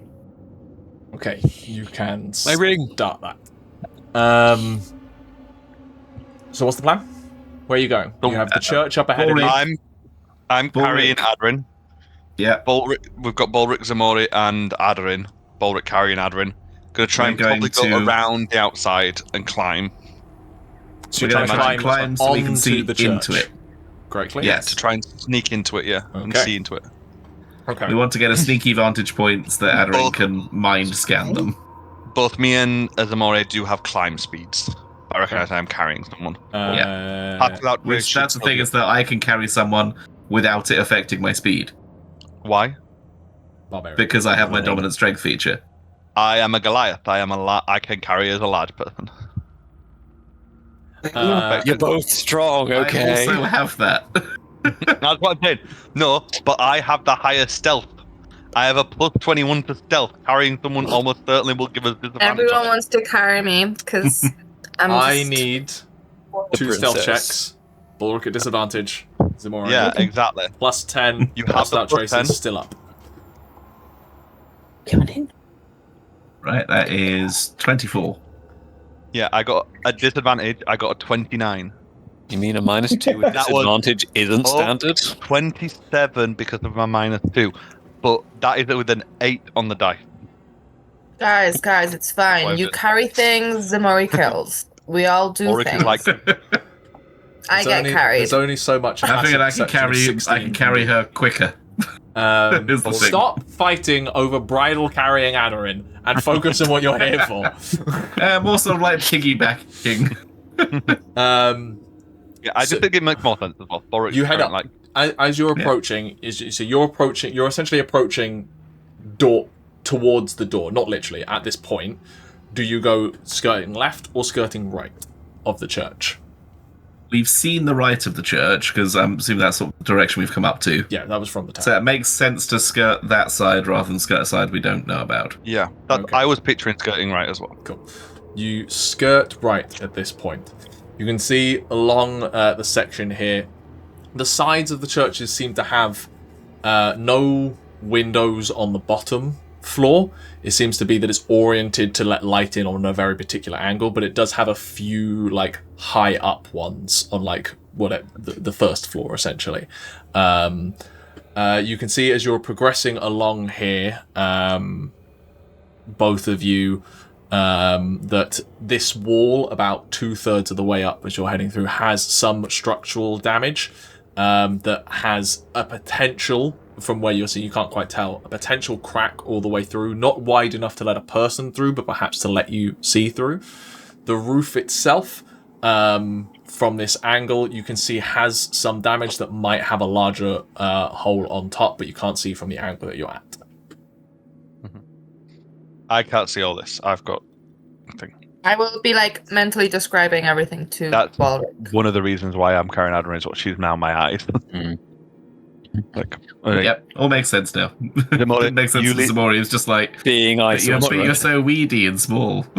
I am understand. Literally barely weaker than you. And also like 2 foot taller than you.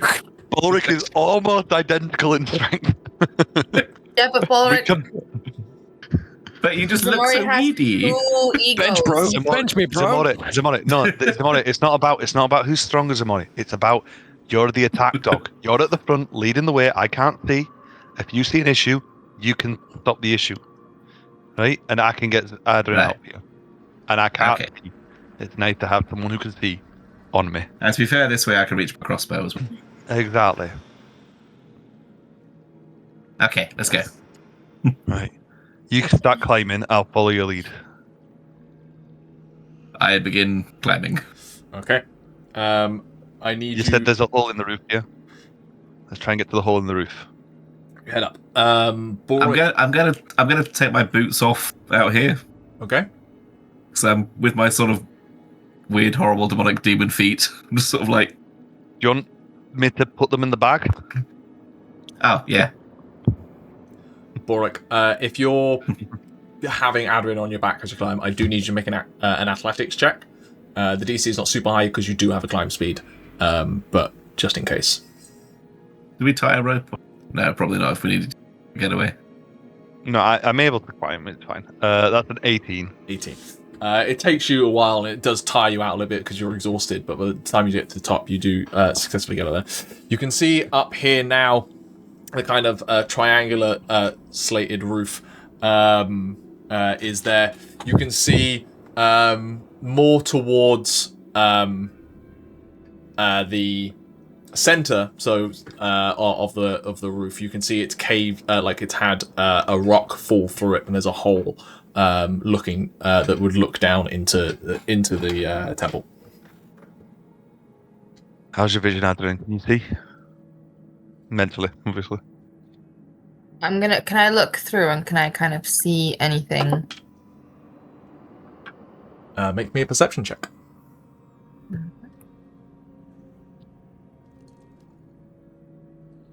Dirty 20. A dirty 20. If you would like to navigate to Owlbear Rodeo, you have a scene of what is inside. Dun, dun, dun. Now, just because we have a battle map doesn't necessarily mean that we're going to end up in a combat, because you may attempt this in a different way. But this is what you're capable of seeing. So for the sake of rough where you are, if I do...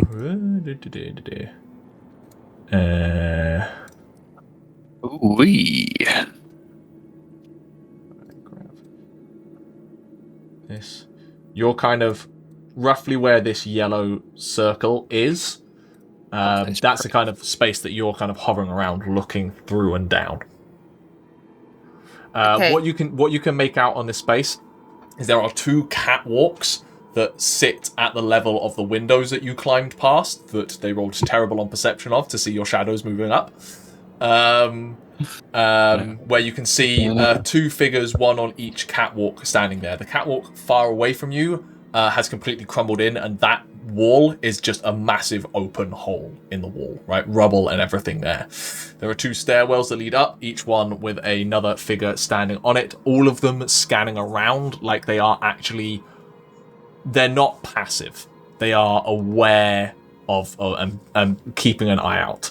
Galhana, at that point, you can make out at the altar at the top, where you can see a statue behind her, of a figure you don't necessarily recognize, but a iron thorned crown jammed onto the statue's head, almost denting and scraping the metal work there.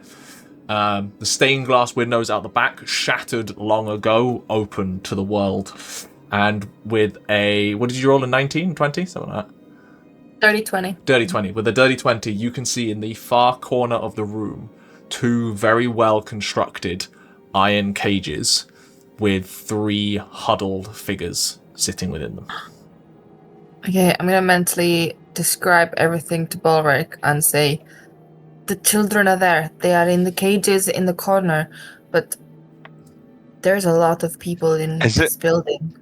How illuminated is the inside of the building? The building is not illuminated at all. I can't see anything inside. You would say that there are flickering candles up on the altar where Galhana is, which is why you can tell it's her. But other than that, everything here is like a pervasive, just up from darkness kind of thing. How are they managing to see?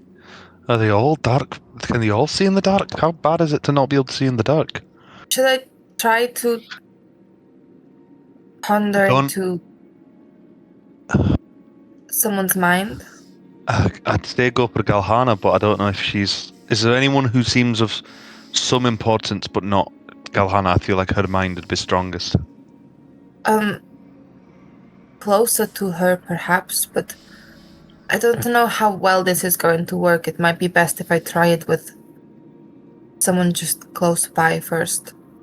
Okay, I just don't know if they'll have an idea about when. But yeah, go on. Okay. I will try and detect thoughts on one of the masked people underneath us. Cool. So you go. Let's say you go for the one on the stairs right next to you. Yeah. Are you just going for surface thoughts at this point? Yeah, but trying to focus on anything to do with maybe how many people there are on guard, any rotation. The big thing that you're looking for is when are they going to deal with the kid? And what? Yeah, So to be clear, that's orders that they might going have deeper in. Yeah, surface thoughts is what they're thinking at the moment. If you want a specific question, you got to go deeper in. I'll start with the surface level first. Sure. So you cast Detect Thoughts in that moment, reach out towards their mind. The surface thoughts you get are feelings of kind of apprehension and a gathering impatience. Basically a thought of, can't be long. We must be beginning soon. Is she waiting for word from Finian, or... That's kind of the surface thoughts you get. That they're kind of... You almost get a feeling like they're waiting, like they're on the cusp. Okay, I'm going to tell Balrick. Whatever they are planning, I don't think we have much time. They seem to be waiting and ready.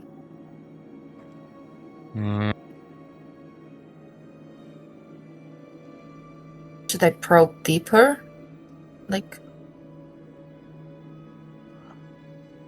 If it sounds like they don't know when it's going to happen, I don't think it's useful to probe deeper on that one. It sounds like they don't know the timing.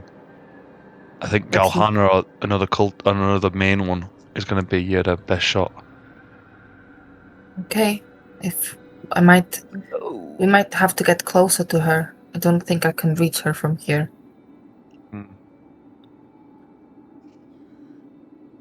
But she seems like, I don't know.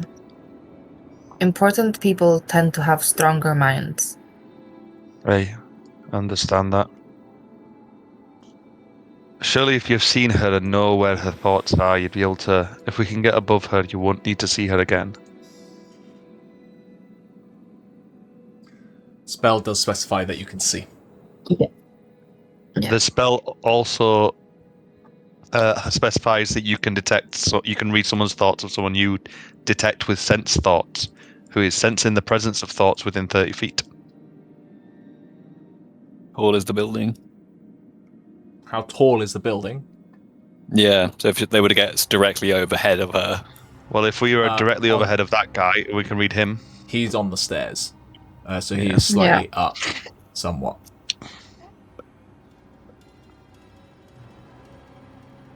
While they're doing that, can Ximori have a look around to see, sort of, get a gauge of like what who I have to kill in here and like how I have to kill them? Basically, like what are they armed with? Who looks like a combatant? Who looks like a sort of cheaty spellcasty mage? Make me a perception check. Do I get any Bast help with this? Sort of identifying targets? No. Or? But Bast is very specific about like esoteric knowledge rather than just perception. Yeah, that's fair. That is a 19. Nice. Kind of a quick scan around. Most of the figures in here look like some sort of devotees wearing kind of robes more than anything. You don't think they're that much of a threat. What I will say with that, and with Bast's help in that moment, you can see that they're all kind of shimmering with like a shadow of some kind. You're not quite able to determine what it is, but it feels like it's all very similar to like when you've seen Aderyn impulsively throw up like protective magic. Like it's something like that that's like sitting just a couple of like millimeters off their form, like just a special magical protections to make up for their flimsy flesh bodies. Yes. And weak cloth. The two that are further up, they look like they're holding some sort of like ritual components, you would guess, and therefore possibly a bit more versed in what's going on here. That would be your stab. And then Galhana looks confident, but impatient, perhaps. And you can see her working at various things, reading over passages, an arrangement of things laid out before her that she is like putting in very specific order, and a timepiece, essentially, that she's holding, regularly checking. Okay. Right. So, Ximori is going to look up to Balrick. Actually, how far away from the other group are we? At this point, probably 120 plus feet. Like they're like outside the courtyard that this space is in, hiding into the shadows. Yeah. So I'll say it to Balrick then, in Balrick's head. Right. There's about 6 there, look like they're sort of more regular fighters, but there's 2 who look important. Like they're like carrying like stuff that is probably for magic. So if we kill them and just get that stuff, that'll stop them doing the magic. Also, I think she's got like a watch. Like like a clock, but like small. I'm waiting for something. I can't respond to you, can I, in my head? No, not particularly. But it's like, and in your head, you hear sort of do expressions and mime. If right, that means good. In Aderyn's head, I can talk through Aderyn's. Suppose I'll go.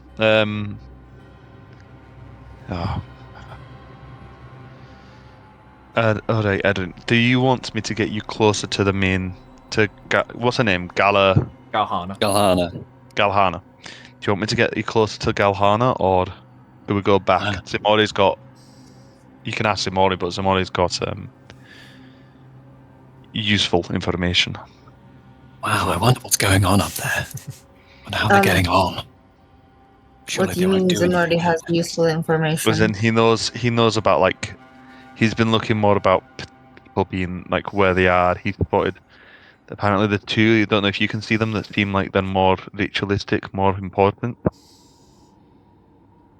And we can, we've got a plan of action. If we go in, we can disrupt the ritual.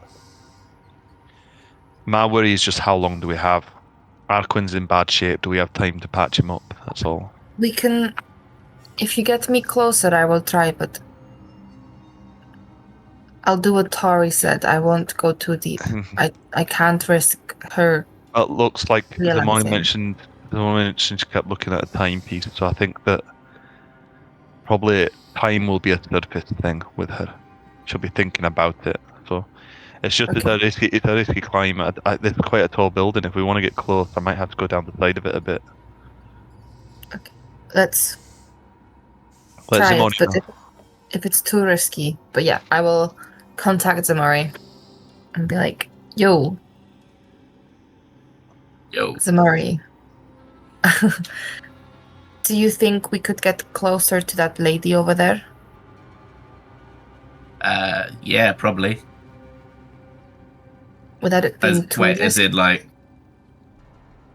I mean, I can get... You need to be, like, in there? Not in. I think as long as I am above, but how tall is the church? Like, if I'm above, how... I mean, that's more than a 30-foot drop down that way. That's like... I think at least 20... As I said, 40, 50 feet. Yeah. Balrick's saying he'd have to climb down the side a bit at the back, I think. That's what Balrick's implied to you. I mean... I need to get a bit closer. Make me an investigation check. A disadvantage because I'm blind as fuck? No, this is you having scaled stuff and doing maths in your head. Oh, -2, but... +8.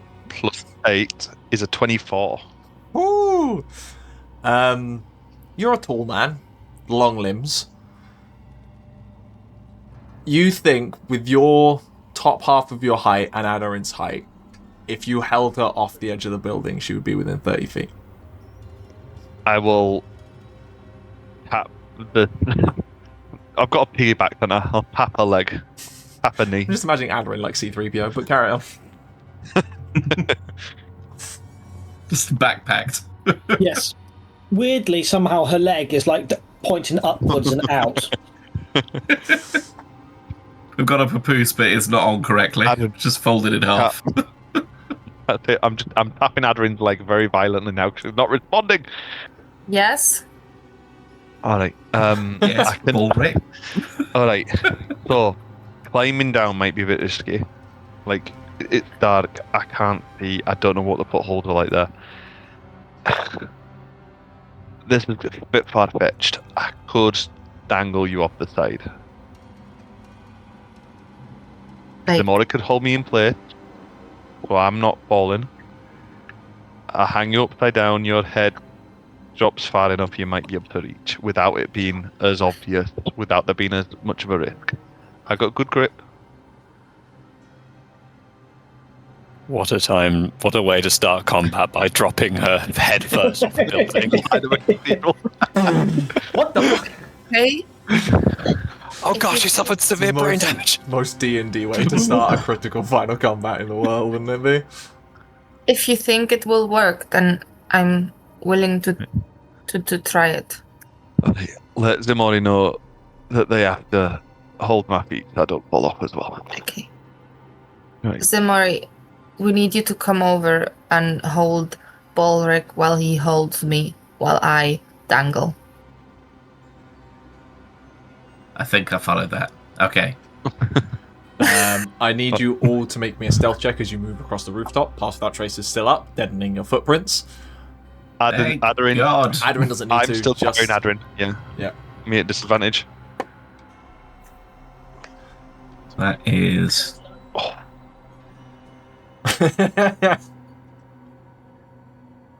That's 21. That's a 35. That's 9. Of perception. Like thieves in the night, you move over. Between you with the carrying strength of an elephant, I'm not going to make you roll for this. I think it's perfectly fine. It's nearly I believe it's nearly £2,000. I believe between us it's 900 each. Aderyn, you are now currently upside down. Cool. Yeah. It's a good thing Aderyn wears leggings under her dress. Her dress is she's probably blind now because the dress is just falling over her head. Avert your eyes. But her brain will act as is closer now, so the frequency reaches, hopefully, to detect thoughts. The top level thoughts you get are, fuck is Finian? I could do this without him at least, but nice to know what he'd found. Can't be a coincidence. Sunset is soon, but should start getting ready, but I'm gonna have to figure this out. There's a palpable sense of frustration and impatience. I'm gonna communicate back to Balrick. She's thinking something about Sunset and how she wishes Finian, the one that was fighting with Arquen, that he was here. He has some information she needs, but she's going to try and figure it out without him. Well, it's not getting him back now. I wish they hadn't. It's killed him so much we could have talked to him. So how does she know what? Oh, she's got the timepiece. How long away is sunset? Should I try and find out what is happening at sunset? I'm worried that if you dig deeper, she might become aware, and that will speed up the time. Okay. Well, whatever it is, they're not going to wait long. I think she knows he's not coming back. Alright, we'll patch Arquen up best we can in the little time we've got. We'll strategize and come in quick. You saw that there's an entrance to the side, isn't there? There's the roof up here. Me and Ximori maybe can come in through here. There's options. I could stay up here, and that way I can maybe help from here. Aye, there's a good idea. Maybe if we stay up here together, you can be my eyes. We'll send Ximori back down. And I can still communicate with him. Aye. Okay, I tell Ximori, whatever is happening is going to happen soon, Ximori. You need to go and warn the others, and we need to form a plan and attack. I'll wait here, and Balrick will wait here with me, and if anything happens, I will let you know. I think that Arquen and Lesley should come in through the front, smash their way in. That'll draw the attention. Me and Balrick and you do stuff from the ceiling. I'll probably drop down onto a balcony and then deal with the ones closest there that I can. Tauri doing what Tauri does and keeping everyone moving. Okay, How's that sound to you and Balrick? Actually, hang on. I'm going to tell... you just hear, oh wait, you need to hear this too.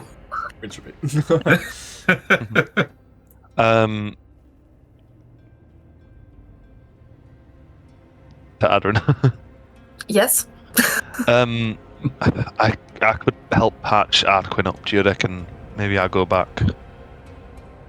I can wait here. I might be better on the ground where I can set the lantern up, and I can start off ranged, but it's good if I can get into the fight. Okay. I've got options. So you can stay up with Ximori. Ximori can get the jump on it. Okay. Change of plans, Ximori.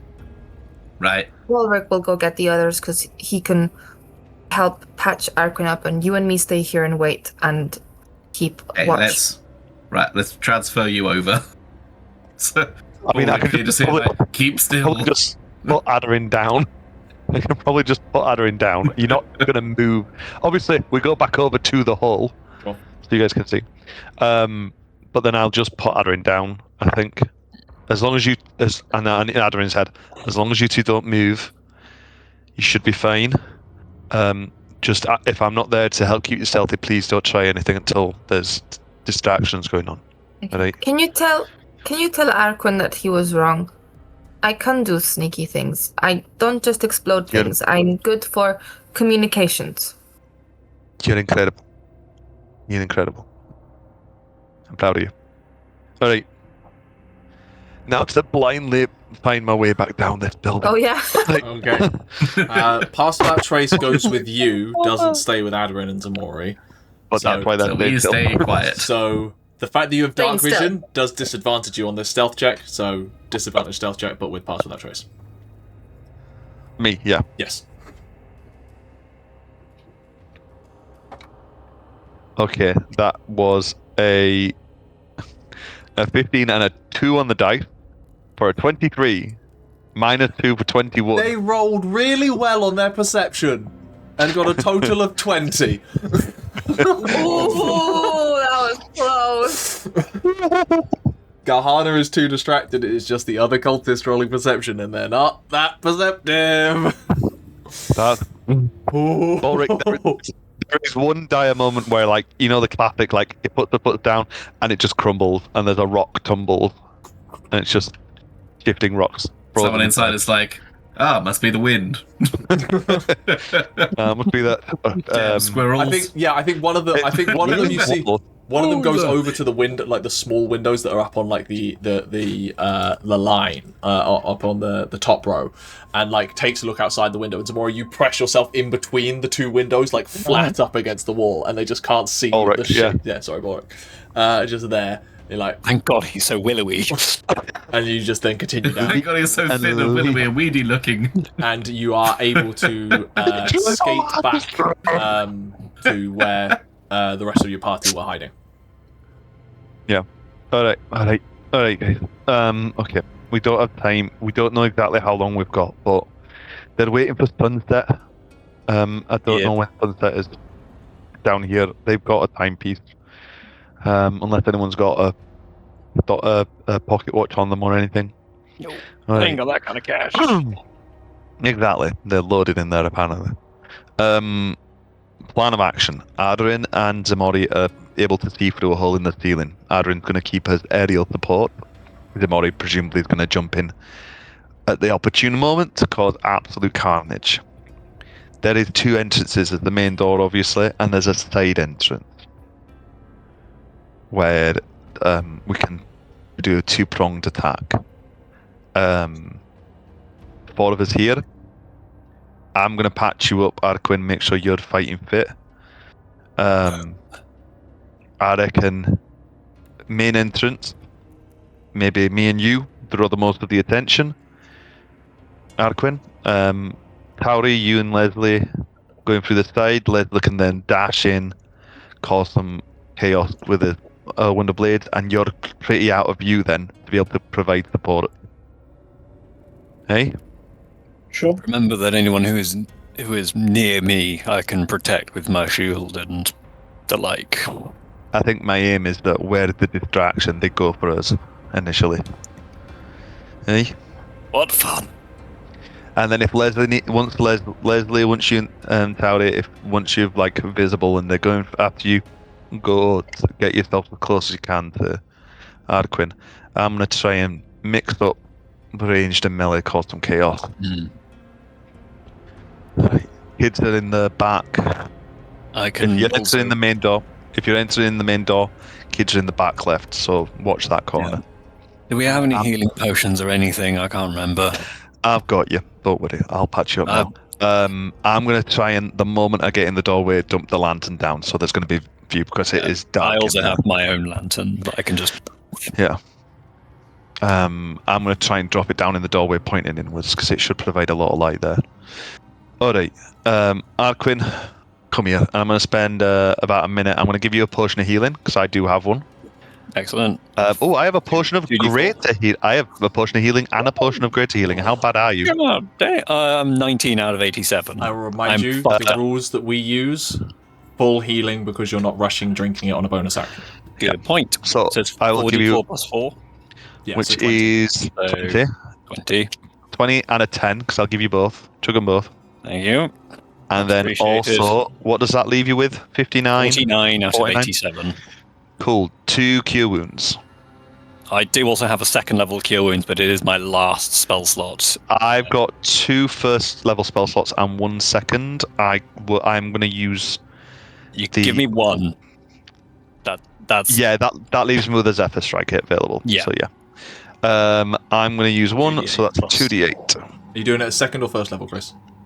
First level. I'm going to use my second level just before we start to magic weapon my sword. I think. Yeah.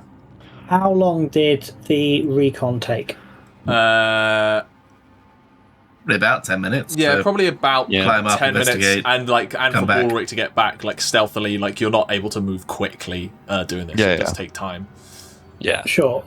Okay, so in 10 minutes, I have 2 choices. It's a 15, Arquen. Very good roll. There's no point in me identifying the ring, because if it needs Won't be able to attune attunement, to it. we can't do anything with it. And I've already tried to go. Yeah, you hit me in the eye. You did not become a Power Ranger, sadly. So there are 2 options. I can identify the spell scroll. Well, the not spell demon scroll. Not spell scroll, the demon scroll. Yeah. Or I can cast something like detect magic or comprehend languages to give us maybe a slight advantage to see what you're doing / see if I can stop it. I tell you what would you have thought about doing the moment they left? Because you wouldn't have had the information coming back to decide the other thing. So what would be your thought of, if I've got the time, this is the thing I want to complete? In my head, from the start, it was, would I have enough time to identify the scroll or comprehend languages? Were the 2 things I had in my head from the very start. And I discussed it with the people who are left, i.e. Hugh, because Emma's not here.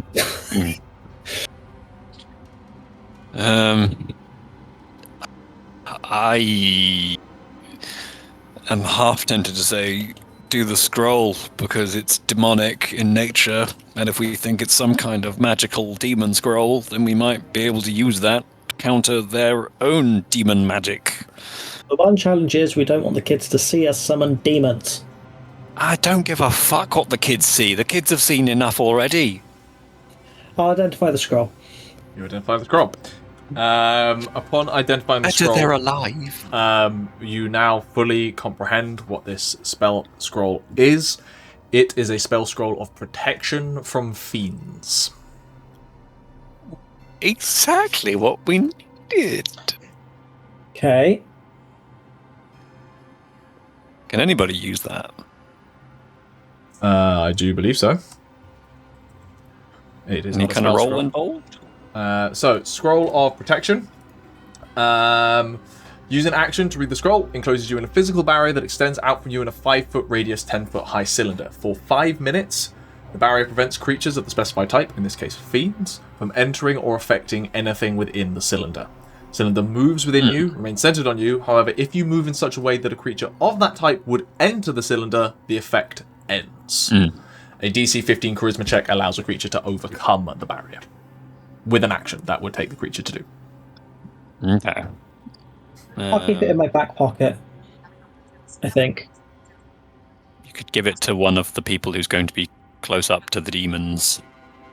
Well, we don't know if... Are we sure we're going to be fighting demons? They're attempting to summon them. Almost certainly. So at that point, does it make sense to put it with someone who will then go and protect the kids? Yes, like the people, like Ximori. Although Ximori is a fiend, so... Yeah, I don't think we can give it to Ximori. I'll give it to Lesley. Myself or Balrick or Lesley? If we give it to Lesley has said they are going to be very fiercely protective of the kids. Yeah, so we'll give it to Lesley. Leslie's main job will be skirting around to try and get into protective spots. Lesley, thank you. Yeah. Alright, I can get past anyone. I can dance through it. It's just like any other football field. I'll get to them kids. Titan ball field. What? I was football. I empty my oil lamp and like chuck it. Let's also, get you oily. Gethin.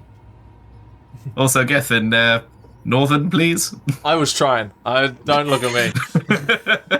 In my defense, I wasn't doing Northern. I was doing Emma doing Northern. All right, let's fucking do this then. Lesley. Who I have? Lesley. That's just how you say it. It's just Lesley. Lesley. Anyway. I don't know what you're. I'm not saying it weird. Lesley. Right. I would like the two of you who are still on top of the roof to roll a perception check, please. Because it takes time to heal up. It does. 23. It takes 16, 18 seconds. 17. No, you drank 2 potions. That's 24 seconds. But that could have been done while I was heal. But it does take time for Balrick to climb down a building, creep across a square. Heal. Discuss the plan. Uncover what you're doing with the scroll. A good point with my stealth checks as well. Creatures have disadvantage on perception to spot me. Oh, that's a good point. Hold on. I forgot about that. Nice. They rolled the exact same 18 on the die for a day 20. Oh, fuck's sake. Yeah, good. Do remind me of that. Okay. Sorry, what did you roll, Aderyn? 23. 23. You're looking down the hole, like you're both like prone on the roof, like fully like clinging to the top now with you out of the protection of the roof. Yeah, just collapses in the thing. That's what a natural 1 gets you.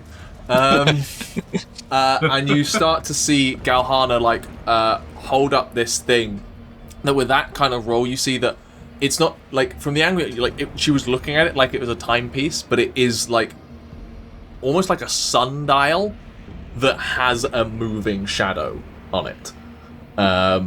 It's like disconnected from actual sunlight. But she looks at it and just goes, I think it's time for us to begin.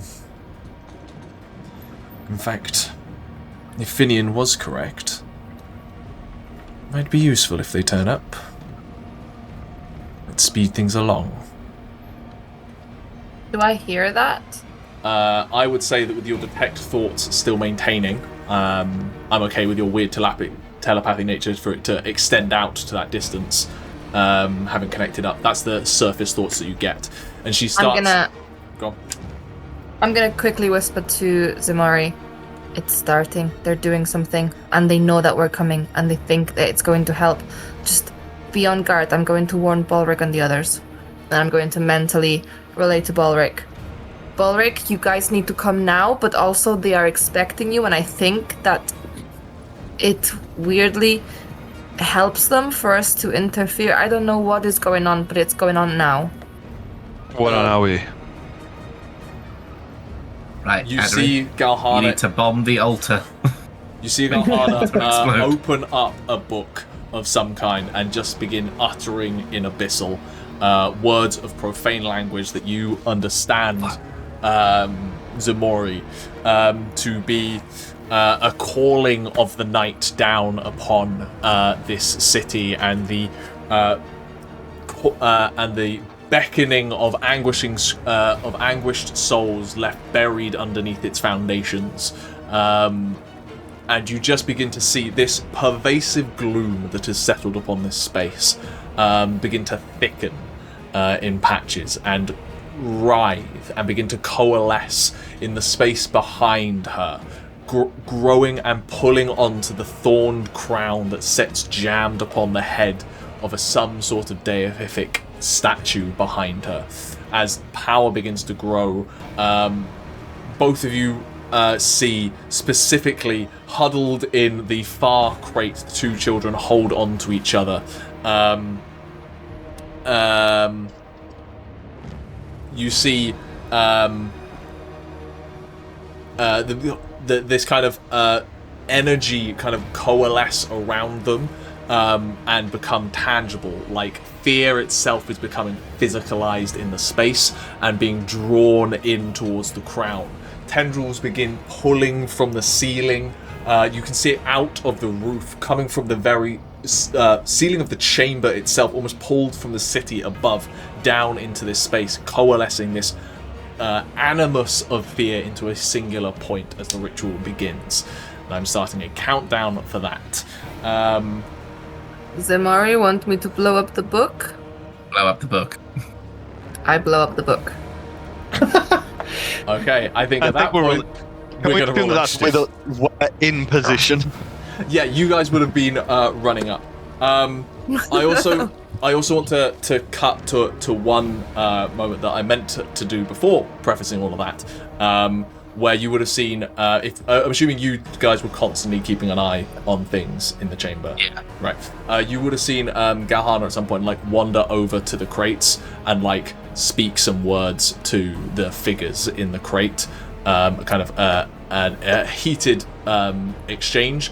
The surface thoughts don't pick up the conversation, just kind of the emotions around it, as like that anticipation and almost invoking of fear.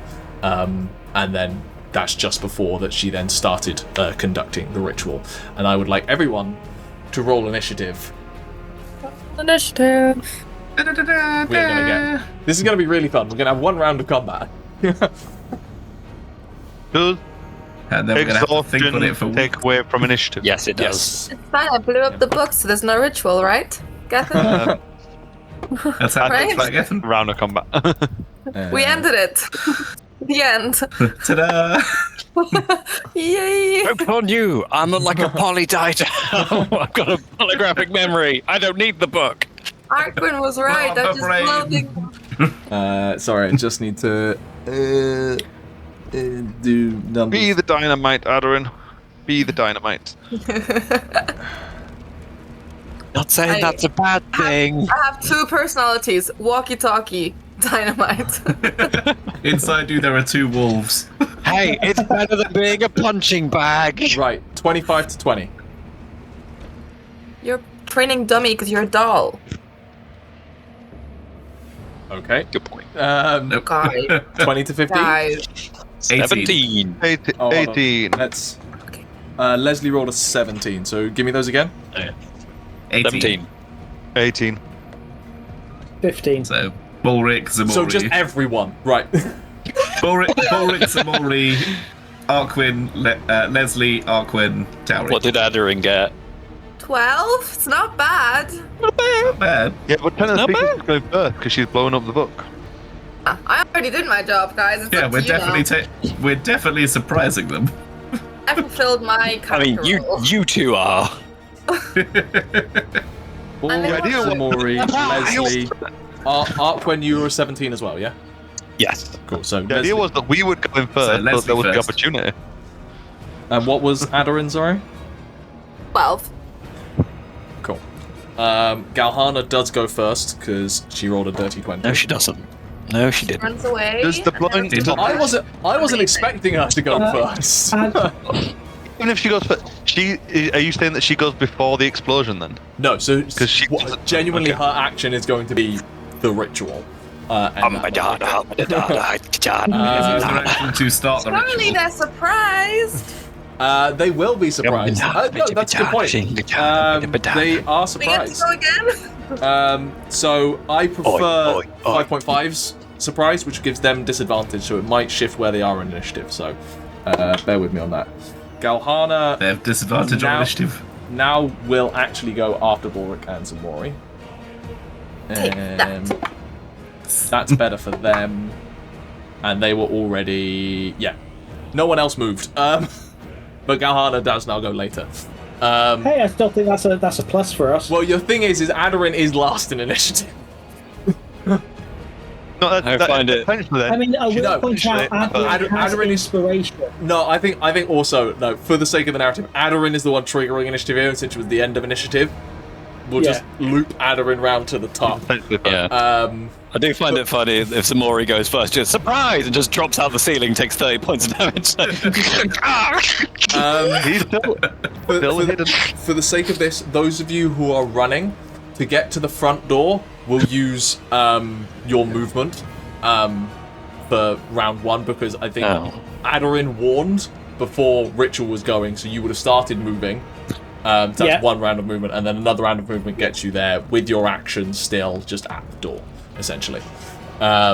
Is how that will work on your first round. I did say as well, just before we would start, so basically as we come to the start, I would be enchanting my sword. I'm not drawing it, I've got my bow out. That's already magical. Yeah. But I just whisper things to my sword, and my sword Cast is a magic plus one weapon. I will say, is magic weapon a bonus action or an action? It is a bonus action. to Bonus be action. fair. That's fine. If it's a bonus action, that's not a problem. If it was an action, it would have meant you wouldn't have dashed in the pre-round, but that's fine. Okay, fair enough. Cool. So, Aderyn, what is your detonating of the book situation here? And just blow it up. What are you hitting it with? Lower top what? Oh, Which Sorcerer's spell are you Burst. using? You're not using a big spell. This is perfect opportunity to use a big spell if you want. You get know what? It's gonna big or go home. surprised, so hopefully they're disadvantaged what? still. Disadvantage doesn't apply to dexterity saves or anything. It's just on their initiative. I could dream. Or I could have just done a crushing nebula. Exactly. Yeah. We love a crushing nebula. I'm gonna do a crushing nebula Okay. because she's been doing that recently. That's just a thing now. The Crushing Nebula is a 20 foot radius? Are you centering it on Galhana? 20-foot sphere, and I'm setting it on her. Well, 20 Yeah, foot so- radius sphere. On the book. Is it a 20 foot radius sphere, yeah? yeah. So There it's you a go. 40-foot sphere.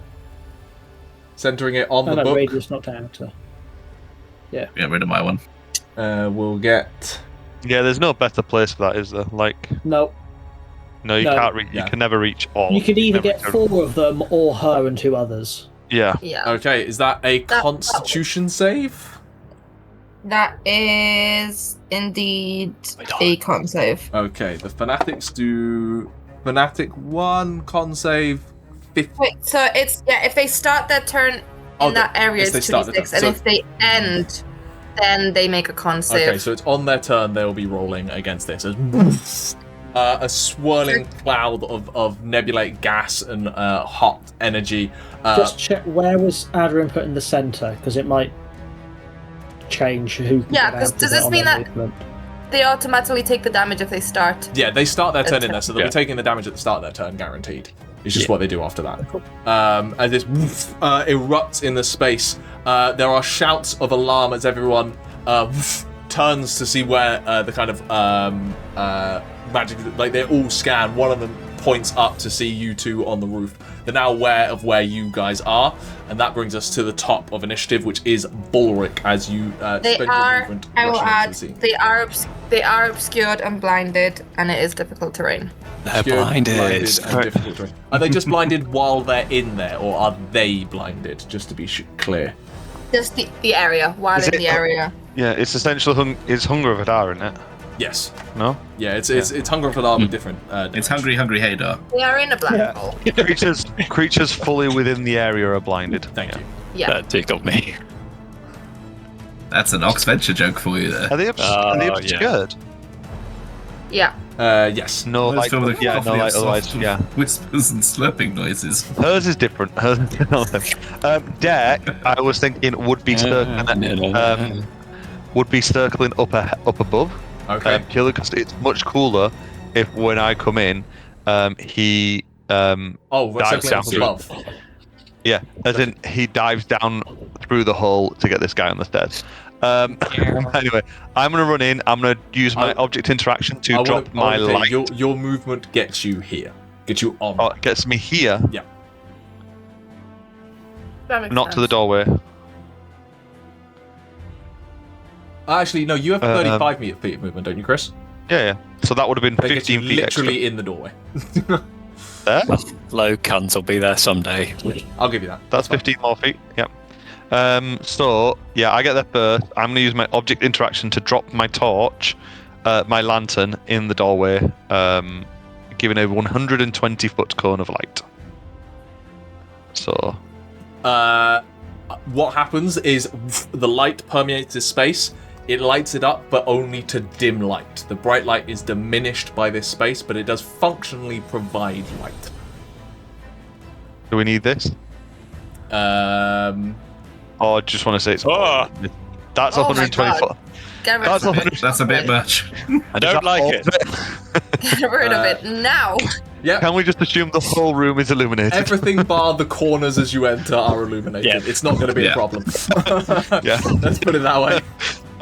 So I dump the lantern in the doorway, kneeling down, get myself a kneeling position, bow up, and I'm going to focus fire this guy here. I don't know if you could nominate And the guy on the Yeah, I saw top that one. stairs. this guy. You just Oh, fucking box love that's gotcha. big rooms, don't you? I have to deal with someone who can move 90 foot around. And to keep it interesting. What about the rest of us who fucking can't? You can teleport. No, I can't. I'm not in the way. I'm not in the way. Chris, fire away. There's a gap here. There's a gap here. Anyway, I'm going to shoot. Pew pew. I can. Because do I still have disadvantage because it's dim light, or is that fine? No, it's fine. He does have half cover due to being on a stair with balustrades, but his AC is not great anyway. 15. That hits. Cool. Oh, nice. That's going to be a D8. 9 points of damage. Second attack. The first shot flies through, and you see that that shimmery film of shadow that was around them just shatter in that moment as the arrow crashes and shatters it apart as they turn around to see you come there with a second shot firing. I think that's a word of that. Yeah, nothing. You can't stage whisper on a microphone on Discord. It's armor of Agathis. Yeah. We don't know that. We don't know what that is. Second attack. Armor of Agatha. Who's that? 25 to hit. Who's Agathid? What's her army? That's another. What was it? That's another 13 points of damage. What was the first? 9. So that's 22 altogether. As it shatters, the second shot just follows through, catches him in the chest as he goes to reach and shout out, gets and tumbles down the stairs dead before he gets a chance to act. Deck, having been circling overhead, I'm going to shout now, and he's going to come flying through the hole. Can he reach this guy? What's Deck's fly speed? 40. 40. I would say Deck can get through the hole, but not to anyone with all of the movement. Okay. Deck is going to dash into the other guy on the other stairs then. Cool. It's just going to, dragon comes flying in. Daily missile. The guy draws out a curved dagger and goes to get ready for that. Ending Balrick's turn. In that case, go on. Can I tell him to be? Oh, is that a dash? Actually, that's a. Yes, there would have been a dash to get him there. No, I won't have him dash then. I'll just have him way around and my dodge. Yeah, he can dodge because he'll dodge anyway. He's just coming in. Do I have a different bonus action then? No, he can dash around. I don't have another bonus action. No, because I want him to dodge. Sorry. I'm just going to leave it. He's just going to be there. He's just floating through the thing. Comes flying in. He's floating around. Cool. Deck is there. Ximori. Right, like a sort of horrifying lizard, because my climb speed specifies that I can climb upside down. 1. I'm really being really bad for switching to the combat map when I need to, so we're there 5, now. 6, 7, 8. As well, I've got 9. We'll go 8. I clamber on the rooftop, and as I fall, I'll go into my rage, which will be my tail, to land on the balcony here. Yep. And swing my glaive at this unfortunate chap. 10 foot of reach. Yeah. Gethin, can I just say, we did say Lesley and Tauri were going to go around the side. Yeah, so I was literally just sticking them entrance? on the map so people can move them wherever they are. Cool. So people can move wherever they are. That is a 20. That hits. Unnatural. Do you want me to roll damage individually, or? They have no resistance. Probably easier. Relevant on that. Okay. I need my 10, 6. I wanted to do. So that is. Ximori's a terrifying, awful beast. 24 points of damage, and if they're able to cast a spell, they take psychic damage. No, but you do take 10 points of cold damage. Yeah. As the shadow armor shatters and lances through you, sapping an element of your body heat. But that protective field doesn't protect them from the sheer ferocity of your strike as it bursts through and just carves through their torso, collapsing to the ground before they even have a chance to strike at you with their dagger. And then from there, I'll take the light crossbow I was given, that we grabbed off the previous guy, and I'll shoot.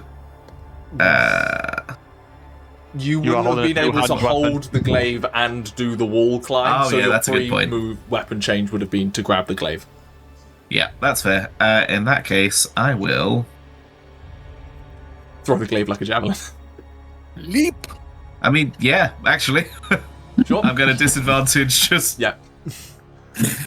And hey, it's a melee attack. Who are you throwing at? It's not a melee attack.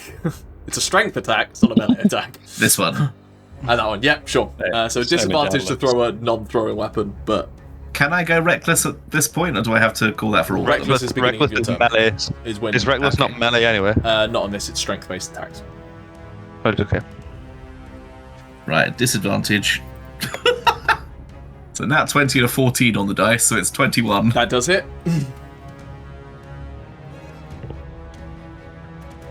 And that is 18 points of damage overall. He bodies it, gets driven down to one knee, but is just about stands up to see where you are. There's a burst of shadowy energy around as the armor fades, but not able to hurt you at that distance. And what I would like to say in Draconic, in Fractured Draconic, is... Oh shit, what was the regent's name? The prince's name? Malachi Teotsunen. Malachi. Oh yeah. I will shout, Malachi sends his regards.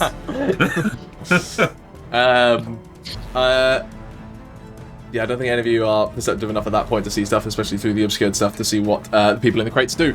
Gahana in that moment spits. Gahana first of all has to make a Constitution save at the start of her turn. That is really, really high, dirty 20. So she takes half damage. Aderyn. 2d6. Okie doke. 4. I'm rolling so bad. 4 points of damage. Is that already halved, or do I need to halve it? Oh yeah, you need to have it, so 2. 2 points of damage. She takes 2d6, guys. So this area is heavily shielded, and she is blind. Yeah. Yeah. Not much she can do. Cast your stupid ritual now. I can't see the book. It's written in demonic. This is very difficult to read. Strange tongues and tentacles keep slurping at me. Stop it. Is it difficult to read? Milky Sarah? tentacles are rubbing against licking my book. Yeah. Right, so it is. So okay, so she will start moving. She does hear the sound of Ximori, and the guy is dying, so she's going to move away from that noise. And the crashes of thunder from my glaive. She will not get out of the space in that movement. Yeah. Another 2d6. Milky tentacles rub up against her. Because it's still her turn. You guys really hindered her already. This is quite good. That's what she's going to do. Don't worry, it'll take me 4 turns to get to her. She's going to say, she's just going to speak out as well. You think you bring light to this? I'll overpower it instead. And she is going to cast Doomtide. Sorry, what? She's going to cast I fucking like that. I beg your pardon? She creates a 20-foot radius sphere of inky, shadowy fog that is magical darkness. In a point she can see in range because she can't see. No, it is centered. It is just you create it within range up to 120 feet. Ah, damn. So now there's 2 spheres? And this one's a cube. She knows relatively well this space. so is able to fill that space. But she never saw where we came in. Oh no, she doesn't know where you have entered. That is 100%. She is essentially going to be throwing it where it's relevant. Yeah. Door. Doesn't differentiate from allies. Let me, first of all... Whatever this awful spell is, she's probably sending it on the children, potentially. She's not. Good. She's going to throw it straight here. As a kind of... Narrow down my options. She knows... Deck is flying above it at this point. I want to be clear. Yeah, don't forget, Deck, you haven't... Deck hasn't entered the room, correct? Deck is basically at the he's ceiling. in the hole.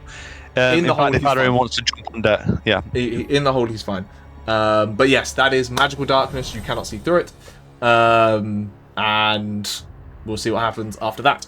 Now she has to try and make a constitution saving throw as milky tentacles rub against her. Milky tentacles. A second. She is then Milky nebulae. coming off... Nebulae.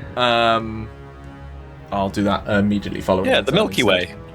Aderyn makes sure it's super pretty, right, Aderyn? Crushing Nebula is pretty. Oh yeah, it's like a little galaxy. They're trying to say it's milky tentacles. But I'm just having fun with the original spell. And, like purple. Yeah, Galhana. I did describe it as milky. Then at the end of her turn, does make another Constitution save. That is a 19. Rolling lower, but still high. She's going down. She's got good Constitution save, but rolls are getting worse. Yeah, she will avoid The half damage. somehow being burned while she's inside the fire. Not Concentration. fire. Concentration. Still takes the damage, doesn't she? Half damage, isn't it? Yeah, half damage. So she'll still make a con check. Oh wait, no, wait. She wouldn't have. She doesn't make a save on the first time. She automatically takes 2d6. So she took 4. Yeah. That save didn't actually matter. She took 4 straight up. Any creature that ends its turn must succeed on a dex save. We've switched it to con for Dex this, save. I believe. Okay. Yeah, con. Cool. Or take take damage. 2d6 and it's it doesn't. take not any. half. Yeah, so she takes no additional Yeah. damage at that Okay. point. So it's the guaranteed damage instead. At which point, the kids are like screaming, crying in fear. It's not even like bawling fear; it's like that, like terrified fear that's closed off. And you see tendrils lashing towards it, and the countdown will kick down 2, as there are, as the ritual is fed by their fear. That ends Galhana's turn. It is now the Fanatics' turn. They start their turn in there. They each take 2d6. Do you want to roll 2d6 for me, Aderyn? Yes. Oh, finally. 6 and 3, so 9. It's a lot better. Alright. What was that, Hugh? Battlefield control, that's the main thing. I'm gonna say because I got a 17, so did Lesley, who's Ximori got an a much 18. higher. Yeah, so 18, 17. Leslie's got what, +3, +4 dex? +4. Yes, it's almost like the Fanatics rolled 18s. You got a problem with the numbers existing, Hugh? Oh at the no, bottom of the I'm just 18s, not the top of the I'm just 17s. stupid. Yeah. They will, on their turn, move out of this space, just fanning out. But that is their movement. And they will... let's see. Get nibble crushed. Ximori, can you make me a Yes. wisdom saving throw, please? Oh dear. Natural 20. Natural 20. As you feel... Get out of my head. You feel them throw magic towards you and like try to lock you up in paralytic fear, and you are yourself an engine of fear, and it just disappears straight off your head. The other one is going to cast Spiritual Weapon and just throw it up in the middle of the room somewhere. And that will end their turns, which then means it's Leslie's turn. Well, it can't be in there or in there because no. they can't see it. Yeah, I know. I'm aware. They're not. It's somewhere. They're not good at this. Oh boy, yes. it's somewhere. This is a spiritual weapon. Good lord, it's again. What is Lesley doing? Presumably, Lesley is going to be trying to get to the... Oh, I was about to say, if Lesley is with me and we're here, I just said if we move together, I'll jump us there. Okay. Lesley will stick with you then. Lesley will hold his action. Can Lesley use their command thing to get me to move? I'd appreciate it. I don't think you're within range of it. I also don't think Lesley could be quite far away. Yeah. He also can't see you. Lesley can see you. There's a sphere of darkness.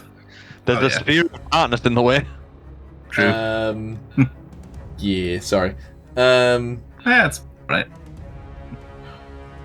God, Lesley, can't believe you're Lesley helping me, will hold his action to, I guess, use the spell, the scroll of protection from demons, if that's what you all discussed him doing. Yeah. Yeah, I think what I would have said is move in, and then you'll catch him up to see. And then I'll catch him up and then pull him with me. Cool. So he moves in towards the space, but like starts the space, like looks around. But like pulls out that scroll, ready to use it to help. Also, body for you, Tauri. Does Lesley have a warlord maneuver that sort of bolsters people against fear or like wisdom saves or anything? No, AC to hit bonus and movement. The 3. Is there any chance that Lesley can give a bonus to at least this one on the end to like help bolster them? Lesley can. I don't think it's on Lesley's mind to do that in this moment. I think Lesley probably. Is it a free bonus action? Like they can do that every time? Yes. Surely Lesley would then bolster their own AC. Yes. As a bulwark. Yeah. Yeah. He prepares himself. That is Lesley's turn. Arquen. Arquen has already used his movement, I assume. Yes. You've still got your action and everything else. And by everything else, you mean? You can run really, really far. You've got javelins. You've got your bonus action. You're also going to enter the room to see my torch hit a wall of darkness. Yep, which means I can't zoom through it with Misty Step, because I can't see on the other side of it. Misty Step is also not that far. Misty Step is... It's 30 feet, yeah. You can zoom to the sides. So I go to the predetermined point of 30 feet forward. I was actually further back, I believe. No, you were 15 feet from me. So yeah, I think you can get to the edge of the darkness perfectly fine. Yeah. There to there. Yeah. That is everything I am capable of. I will shout. You've got an action. You can dash. No, that was dash. Same with you. What? Oh. No, because I attacked. Your movement was to get onto space, and then you're just faster than I am. You have initial 50 movement, right? Do you mean that you've dashed to get there, not Misty Step to get there? Okay, fair enough. Yeah. Sorry. Oh, sorry. I will shout out like, "God, go and get me, you bitch! Show me what passes for fury amongst your misbegotten kind." I'm gonna just try and fucking taunt the shit out of her. I will say she can't hear you. You are a mockery. She is in a crushing nebula. She can't hear you. She's okay. I guess I do literally nothing then. I will say the other cultists hear it and will come for you. So you got that. That ends Arquen's turn. The cultists' turn. Not through the darkness. 4 out of 7 of the combats I've been in this campaign have been in 120-foot long rooms. It's a large temple to hold a lot of people. What do you want? I know, but why do I keep being in large fucking rooms? I'm so slow! You are an average pace. Stop moaning. The moment Arquen does get into combat, he takes over the combat. So, like, you can chill. 5. It's like raging a gas with its slow start. You literally, like, annihilated the last guy, and, you know, you just what need to happen is that I need to be near Arquen at the beginning of combat so I can, like, airdrop you in. Saber toss me. Just keep. I will prepare. I'll just run in with Arquen on my back and then like quick deploy Paladin. Would it make you happy if I prepared Longstrider? Boost. Would it make you happy if I prepared Longstrider? Even then, he just keeps putting us in long rooms. I've only got 5 foot more. But you've got range. And I would have thrown javelins, but then there's like darkness. It's like, I'm sorry for building an encounter that's based on the themes of the arc. Yeah, I can't believe you've done this, Catherine. How could you do it? And I rightfully myth thematic and that sensible. the themes of the arc are darkness and long hallways. You think outside the box, you. Leslie's getting attacked. I was thinking outside the box. Do it Get a bigger box. I know the box is all encompassing. Leslie's getting attacked. Leslie Well, is not ready. hit. One of them is throwing a sickle at you, Ximori, because you're terrifying and they don't know what else to do. Come on then. Come on then. That's that does hit you, actually. With an I exact use my reaction. There we go. So I just catch it with my tail. Just like... He's standing there. He draws out a like a smaller dagger rather than like this large. Thanks sickle. for the sickle, idiot. And that ends the cultist's turn. That's not a throwing weapon, idiot. Aderyn, I'd say having just what do you chucked a want to do? glaive. Okay, if I can hear the kids screaming. If I like pop my head down the hole and can I see them? No, there is a large cloud of darkness. Kind of the angles Okay. are completely chaotic here. That's fine. I will. Okay, I'm going to bonus action. Wait, hold on. I don't have Tauri in initiative. Tauri, where did you roll? 15. 15. But yeah, sorry. Tauri should have got Tauri. the Next. Tauri should have gone before the cultists. Tauri, do you want to go first, and then we can do Aderyn? Cool. So, Sorry, just because I remembered that I was like, hold on, Lesley should be over there by now. Have they got you? Have they so got you, I sir? ran to. I will move to here. Yeah, Um, it didn't matter. The cultist missed Lesley anyway, so. How far away is this guy? Good 25. question. Measure. He's also from the angle you're at, you cannot see him because he's up on a gantry way above you. That's fine. What I'm going to do is I'm going to grab Lesley and I'm going to cast Thunder Step at 3rd level. My last one. Okay, he makes a con save. Natural 19, so we'll take half damage. Still might Okay. hit. Not in, but there we are. More important thing is you arriving in the other place. Yep. Where am I? Oh, and a D10 and a D10. That's a cool spell. Love the idea Leslie's just going to appear and just like Spartan points of kick her damage back halved. into the nebula. Sorry, what was that, bro? How much damage? 16 halved. 16 half to 8. Okay, it is still up. And he's pushed 10 feet backwards. But into the staircase. no, wait, well, that's he not goes right. underneath the staircase at Hold that on. point. But yeah. No, he doesn't move because I clicked on the wrong thing. Oh, no, 'cause he saved. Yeah, he saved. Yeah, no. I accidentally clicked on Thunder Wave, which pushes me, fair. and the step doesn't. Then I will take myself and Lesley over to here. Lesley would then cast his thing. Lesley then has this shimmering barrier erupts with arcane sigils just occasionally like flaring up in that moment. And Not then big. I'm just going to say to the kids, Perfect. try not to panic. Your parents sent us. We're going to get you out of here. Okay. You used your action. I to don't do know if that, you want so me to can't- roll for that or not. That would need to be an action to try and actually calm down, and you've got Yeah, you that's fair. step there. So, but broaches that topic. I think in that moment, you see the amber-scaled dragonborn in there with like dirtied kind of clothing, like fur ruff. As you see the hand of the emperor looking at you, and go, "Who the hell are you? What are you doing here?" The Imperial Prince sent us for his children. Okay, he's a fool, but it's good to have you here. All parents are for their kids. Can you find a way to open the crates? I'll have a look. Aderyn. I'm going to bonus action Misty Step, like there. Okay.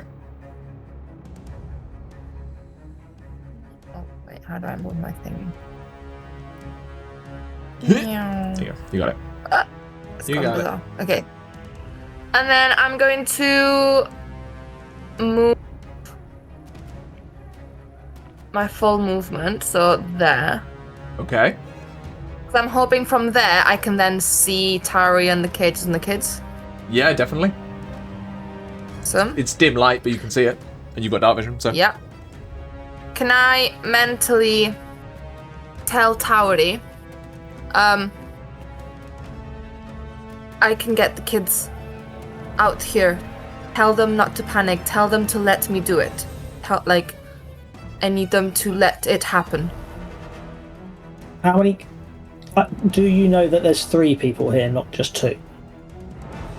Aderyn would... Or are you just getting out the 2? We're only here for 2. I don't know if Tauri can quickly communicate that needs to happen on her turn. I think that's enough. Tauri, you know that. And Tauri, you have initiative before Aderyn, so that works. Yeah. And then I'm going to...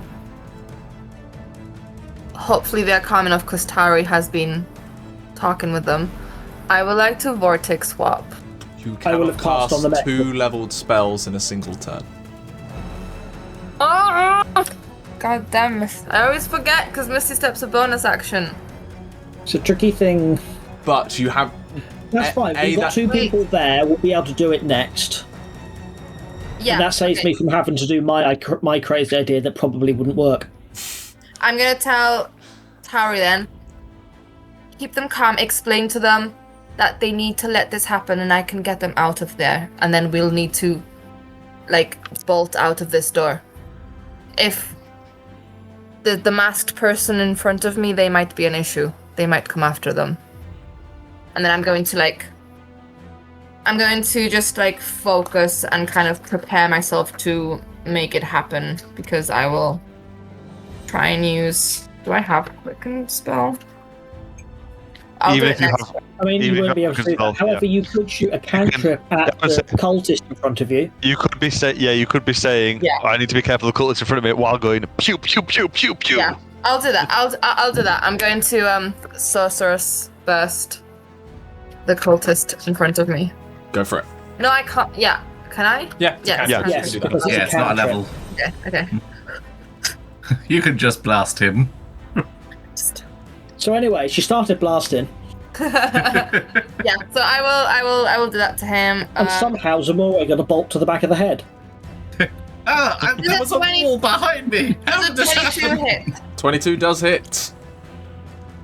Awesome. Then this guy is going to enjoy 5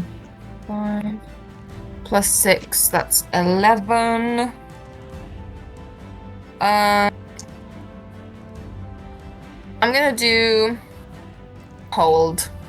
Maybe he'll get to cold to react. 11 points of cold damage. Yeah. As you throw this forward, you see the shadow armor shatter on that post, freezing in place and falling away, and inside you just see the frost etched upon their face, their eyeballs completely frozen over as the cultist drops to the ground. Does that end your turn, Aderyn? Yes. At the end of your turn, in Abyssal, you begin to hear Galhana echoing forth, grabs kind of essences of the fear that is corporealizing in this space, and bellows out in Abyssal for you all to bow in fear. And I need everyone to make a charisma saving throw, please. We'll go around the screen. I will also roll for Lesley. Ooh, Lesley rolled a natural 2. That's not good. Charisma save. Charisma save. So, Aderyn. Arquen, why do you have to be one space too far away? Because you're not fast enough, Balrick. Aderyn. There's been one over. I'm power walking. 17. Can't find it. That's a success. You're okay. Arquen. 27. More than fine. Balrick. 11. 11. On your next turn, you must use your action to cower in fear, becoming prone and frightened. You are now frightened, essentially, and you must use your action next turn to become prone. Can I use inspiration? Is there a point? I'm going to fail it. Yeah, no, I'm going to use the inspiration. I've got one more inspiration left. Go for it. Because that's a pretty big deal. Completely forgot about inspiration. Arquen, I'm very upset that you're not near me. Oh my god. I'm gonna get all the distance I can. 14? 14, not enough, I'm afraid. DC 15. Arquen! Oh, you fucker. Yes, you feel fear grip your heart in this moment as you see shadow rolling toward this shadowy cloud rolling towards you, and you know nothing other than to bow in whatever entity is being brought forth in this space, and you are now frightened. Tauri. Just keep shit. I rolled a 26. You are fine. Ximori. 15. You are fine. The only one is Balrick. Lesley is also frightened. Just keep shooting the little cunts. Sorry, you put your Does finger to say something. Deck have to roll? Yeah. Deck does too. Does as well. Yes. Deck is not doing good either. Deck hides in the hole. No. So Deck is also frightened. As that happens and this space begins to palpate with fear, you can see tendrils reaching down from the upper city.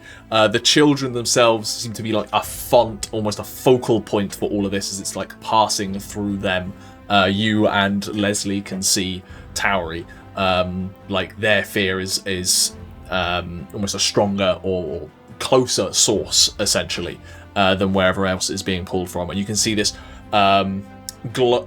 coalescing ball of shadow and fear coalescing in front of this statue, bound to whatever that iron crown is on the space.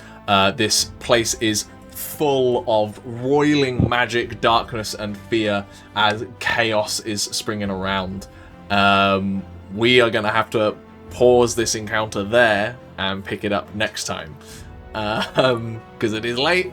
And there are already half the cultists dead.